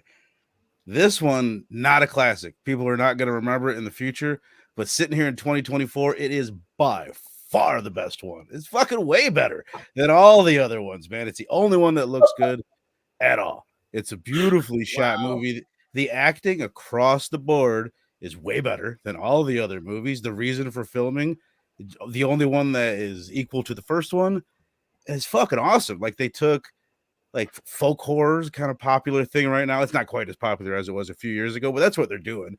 They're like off the wave of the witch that the witch created, and they made like a Paranormal Activity folk horror thing. I'm trying to think what else about it. It's got all the moments. Like Robbie, you mentioned a bunch of them. Jelena, you mentioned a bunch of them. That fucking ending is crazy. Like it's wild. It's so metal. We're talking about a franchise about demons, and demons, if anything, are fucking metal. And there's no metal in this whole entire franchise until we see a 2-headed baby goat get baby goat. It's like, dude, come on, dude. This is so metal. And aborted. Yes. I really think this is the other one that I would rewatch, not just to be like, oh, what did I miss? Like, I would watch this because I thought this was like a cool movie. Like, it looked gorgeous. It was pretty cool. That's what I'm saying. It's fucking Paranormal Activity. I don't think it is. If I had just thrown it on randomly after, like, not after Ghost Dimension, like I said, that's like when the batter goes up to the plate and he's got all the weights on. It's fucking bad. That's how it feels. Like I just took all the weights off and I'm like, oh shit. Like it's so easy to swing. It's so easy to watch this movie now after watching that last one. I think this one is pretty awesome, man. It's got a fire, everything about it. Like the setup, the whole story, My biggest issue with it, I didn't read beforehand like the way it's tied to the rest of the franchise. I spent a lot of time in my mind, at least, trying to figure out like what is going on? How does this tie to? Like, I still don't know. Is it Toby? We've been calling him Toby. Is that who they've been holding back, or is it another demon? Toby's cousin. I forgot about that part. It's seven. It's 7 demons. They talked about it in one of these movies. I can't remember which one. They said there's 7 demons that need to be released for the end of the world to happen, or some shit like that. Okay. So this is just the second demon. This is the way I look at it. That we've got this is the other demon other than Toby. We've got the cult of witches that are trying to like release and control the demon, and then we've got this cult of fake Amish people that are actually the heroes in the story, and they're trying to contain this demon. I think it's really like a cool ass idea. I'm gonna give it a 4. I'm gonna say it's my favorite one by far. It is the only one other than the first one that I would actually like recommend to people, and I wouldn't even recommend the first one to most people, just like certain people that I think would dig it. Okay. Wow. A 4. That's really awesome. What about you, Brooks? What do you think about the Paranormal Activity Next of Kin? I kind of like this one too. Like, it has its own thing. Like, you know, it doesn't feel like a Paranormal Activity movie. Like when I finished watching it, the thing I thought was like, man, this would have made like a good Resident Evil movie prequel, actually. Like if they just changed so that the Amish people were like an undercover umbrella, like research group, and like the mom was like a test subject gone wrong or something. I think it could have been, because it kind of has like a Resident Evil kind of like creepiness to it, you know, with these the Amish, the weird Amish family and their well, I guess they're not Amish, but you know, they're basically modeled after kind of Amish folks, like, you know, just kind of like this. I like the idea of, you know, how we have all these like weird like Christian sects from like back in the day that have all these like kind of different ways of doing things that are a little, you know, strange to us modern folk. But I really like the scene where they're, you know, when they start doing the pounding on the table, like because I remember learning history class, that's why they called them Quakers, is because they would do that shit, like when they were like you know, worshiping or like, you know, having a good time, they would like, you know, just start quaking. So, I thought they called them Quakers because of they liked oatmeal. No, man. It's the other way around, you see. But yeah, this movie, I thought the characters were pretty good too. I'd give this movie a 3. I think it's all right. Hell yeah. All right, Steph, what do you think about the final Paranormal Activity, at least for now? And to answer your question, Eddie, there will be another Paranormal Activity movie one day. Trust me. Oh yeah. What do you think, Link? I thought it was all right. I initially, after you guys kind of made it better for me retrospectively, because I was struggling to kind of like play. I didn't, like you guys said, didn't really feel like a Paranormal Activity movie to me. But then I was trying to keep in mind like this is like maybe a reboot or something. But the cast was good. The whole being in an isolated community, that's always a creepy idea. So I think they utilized that well. I'll give it a 3-2 with room to grow, just because like the whole Jelani connecting what was going on for me helped a lot. But I was initially a little confused. Like it was a solid movie, but I didn't see how it like fit into the overall franchise initially. So 3-2 with room to grow. Thanks to you guys. Wasn't this also the first one with a black person in it? Yes. Was it out of 7 fucking movies? No. I forgot to mention that. Yes. The entire cast of the marked one was Latino, though. They made sure they checked that box. They're trying to make up for it. They're like, they realized, oh shit, it's 2014 and we've never had a person that wasn't white in our franchise. We weren't going to do unless this. they're a maid. Black people don't do this shit. We don't film nothing. We don't do none of this bullshit. We don't look at footage afterwards. We don't do none of that bullshit. If there's some bullshit going on, we'd be like, okay, time to move. So there's a story reason for it, right? Yeah, real reason. We ain't doing that shit. So that's basically a 3 from everybody but Brooks, who gave it a 4. I gave for it a a 3. PCP average. What's that? I gave it a 3. Who gave it? Oh, Verno gave it the 4. That's right. Verno gave it the 4. That's a PCP average of 3.2, which rates it higher than, I think, 3 and 5 overall. Interesting. That is very interesting. Who would have thought that that's the last one would have been one of the highest reviewed ones here? But yeah. Hey, guess what, y'all? That's the Paranormal Activity franchise. We fucking did it. We did We it. made it through. So I got a quick question. Brooks, Tough. if you had to do a franchise over again, would you rather do this or Texas Chainsaw Massacre? Oh, this one. You know what I wanted to do, man? I just didn't take the time to do it. I wanted to go through and find out what all of our scores were for Texas Chainsaw franchise to compare it to this, because that was pretty rough. But so was this. Yeah. Well, franchise reviews are always like that. It's hard to find a consistent franchise. In fact, out of all the horror franchises that we've done, seems like Saw is the most consistent. I could see that. Like all the way through. Like a lot of them are at that same level. You know what I'm saying? Friday the 13th is consistent. It's just like it never gets above a certain level. But they're like, you know, if you're a fan of the franchise, they're all good. But they're not. But none of them are except for great. Jason Goes to Hell. That's the one that. Yeah, but it's got the best kills. So it's like, you know what I mean? They've all got their thing. And Got Clayton Duke, man. Man, Clayton Duke should have been in all these movies. They should have put Eaten the heart. in all. They should like CG Clayton Duke into like the earlier Friday the 13th. Just redo it. He's the Van Helsing of the He's fucking been looking franchise. for him the whole time. Yep. But it is the worst one. There's no doubt. But we always like to kick off with the franchise review.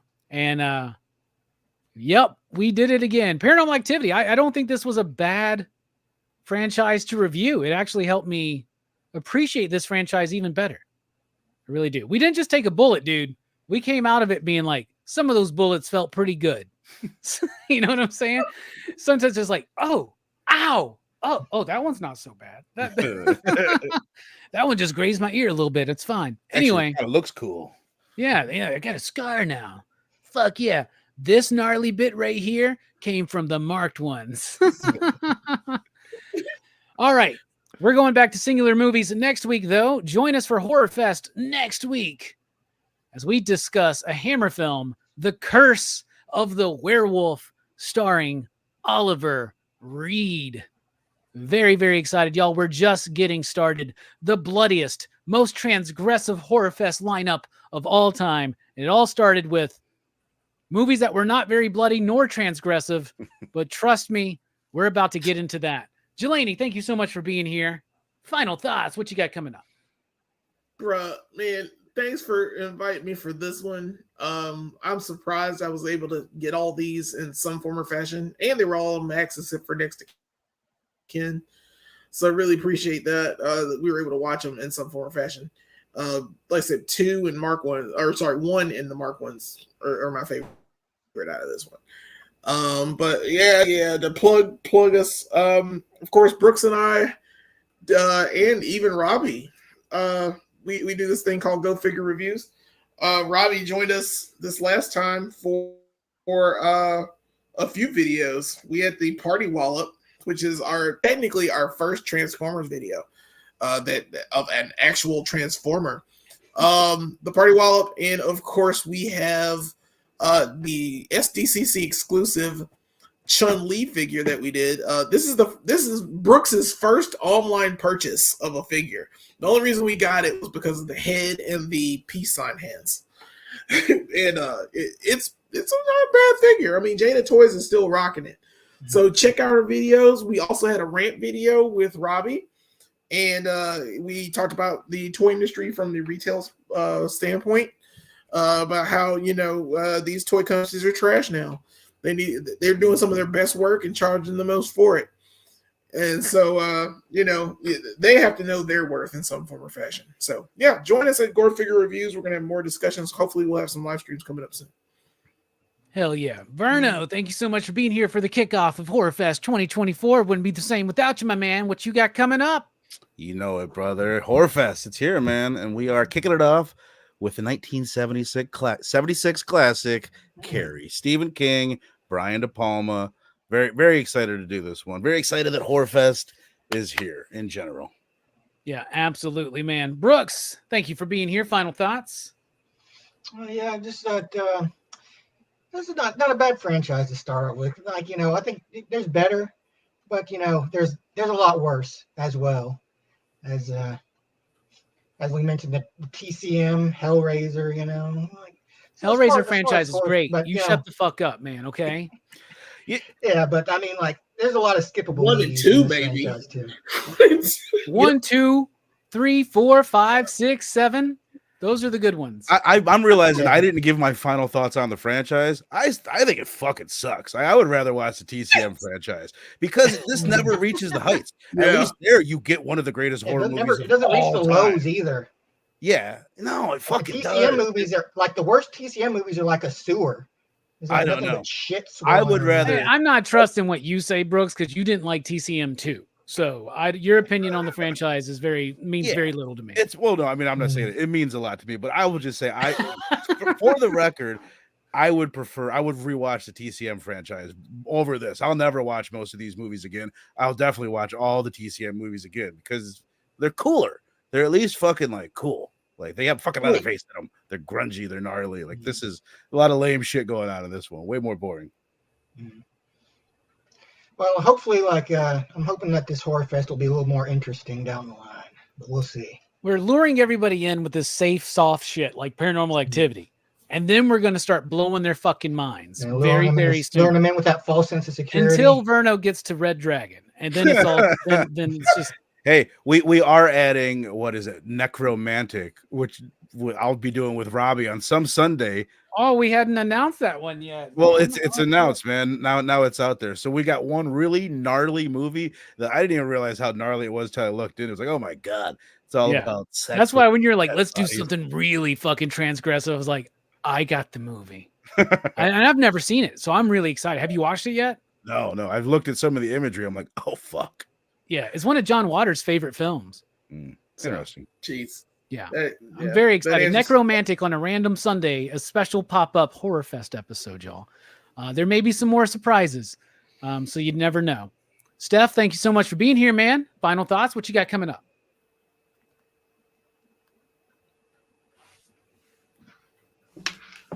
Okay, it takes forever. Final thoughts. Yeah, this revisit, I thought, because over the years since I've become such a horror aficionado, I'd have more of appreciation for these movies, and I do not. This was a chore to get through, but did it for Horrorfest. I'm excited for Horrorfest, and every Wednesdays, Supreme Clientele over at Dr. Doom's Fan Club, 9:30 p.m. Yeah, go check that out. Great place to be and hang out, right? All right. Horrorfest is just getting underway, y'all. We got a lot of movies, over 50 movies across 3 channels on 35 shows. And it continues Thursday night on Blood Splatter Chatter with Carrie. And then Sunday night after Rockin' Robbie Live, Alien Romulus. Full spoiler discussion on Dylan's Horror Show. I will be there for that because I got some thoughts about that movie. Like, I like it and I don't Was like it Denver Berries? It's got that in it, but it's that all that stuft's fine. I got. Allow me to say conflicted just views on- one thing. I thought the movie was fucking badass, but I did realize I did not think of it for the next until like the next day. So that's something to think about. You know what I mean? When I saw Long Legs, I'm like, it was okay, but it never left my mind for like a week and a half. That was like, I was like, oh, that's fucking pretty badass. And then it wasn't until the next day. I'm like, oh yeah, I saw that movie yesterday. It never jumped in my mind again. So there's something. To be said I may try to pull a Verno and go watch it again at some point this week before the show because I got some problems with the third act that are pretty major. The first 2 acts I think are amazing. The third act not so much, but I did a spoiler-free review last night of Rockin' Robbie Live. That will be, I think, clipped out and put on the channel probably tomorrow morning, so you guys can check that out. But check out my full thoughts Sunday night on Dylan's Horror Show for Alien Romulus, and then the Monday after that, which is a week from tonight, The Curse of the Werewolf. And I'm very, very excited to get into this. One of my favorite werewolf films, one of my favorite Hammer films. And I'm pretty excited. All right. On behalf of everybody here, thank you so much for watching. Let us know in the comments below if you're watching on the replay. What do you think about the Paranormal Activity franchise? Which ones suck? Which ones rock? Do they all suck? Do they all rock? All opinions are valid unless your name is Brooks and you're talking about Texas Chainsaw Massacre. Anyway, We really do appreciate it. We'll catch you next time. Happy Horror Fest, y'all. Stay spooky.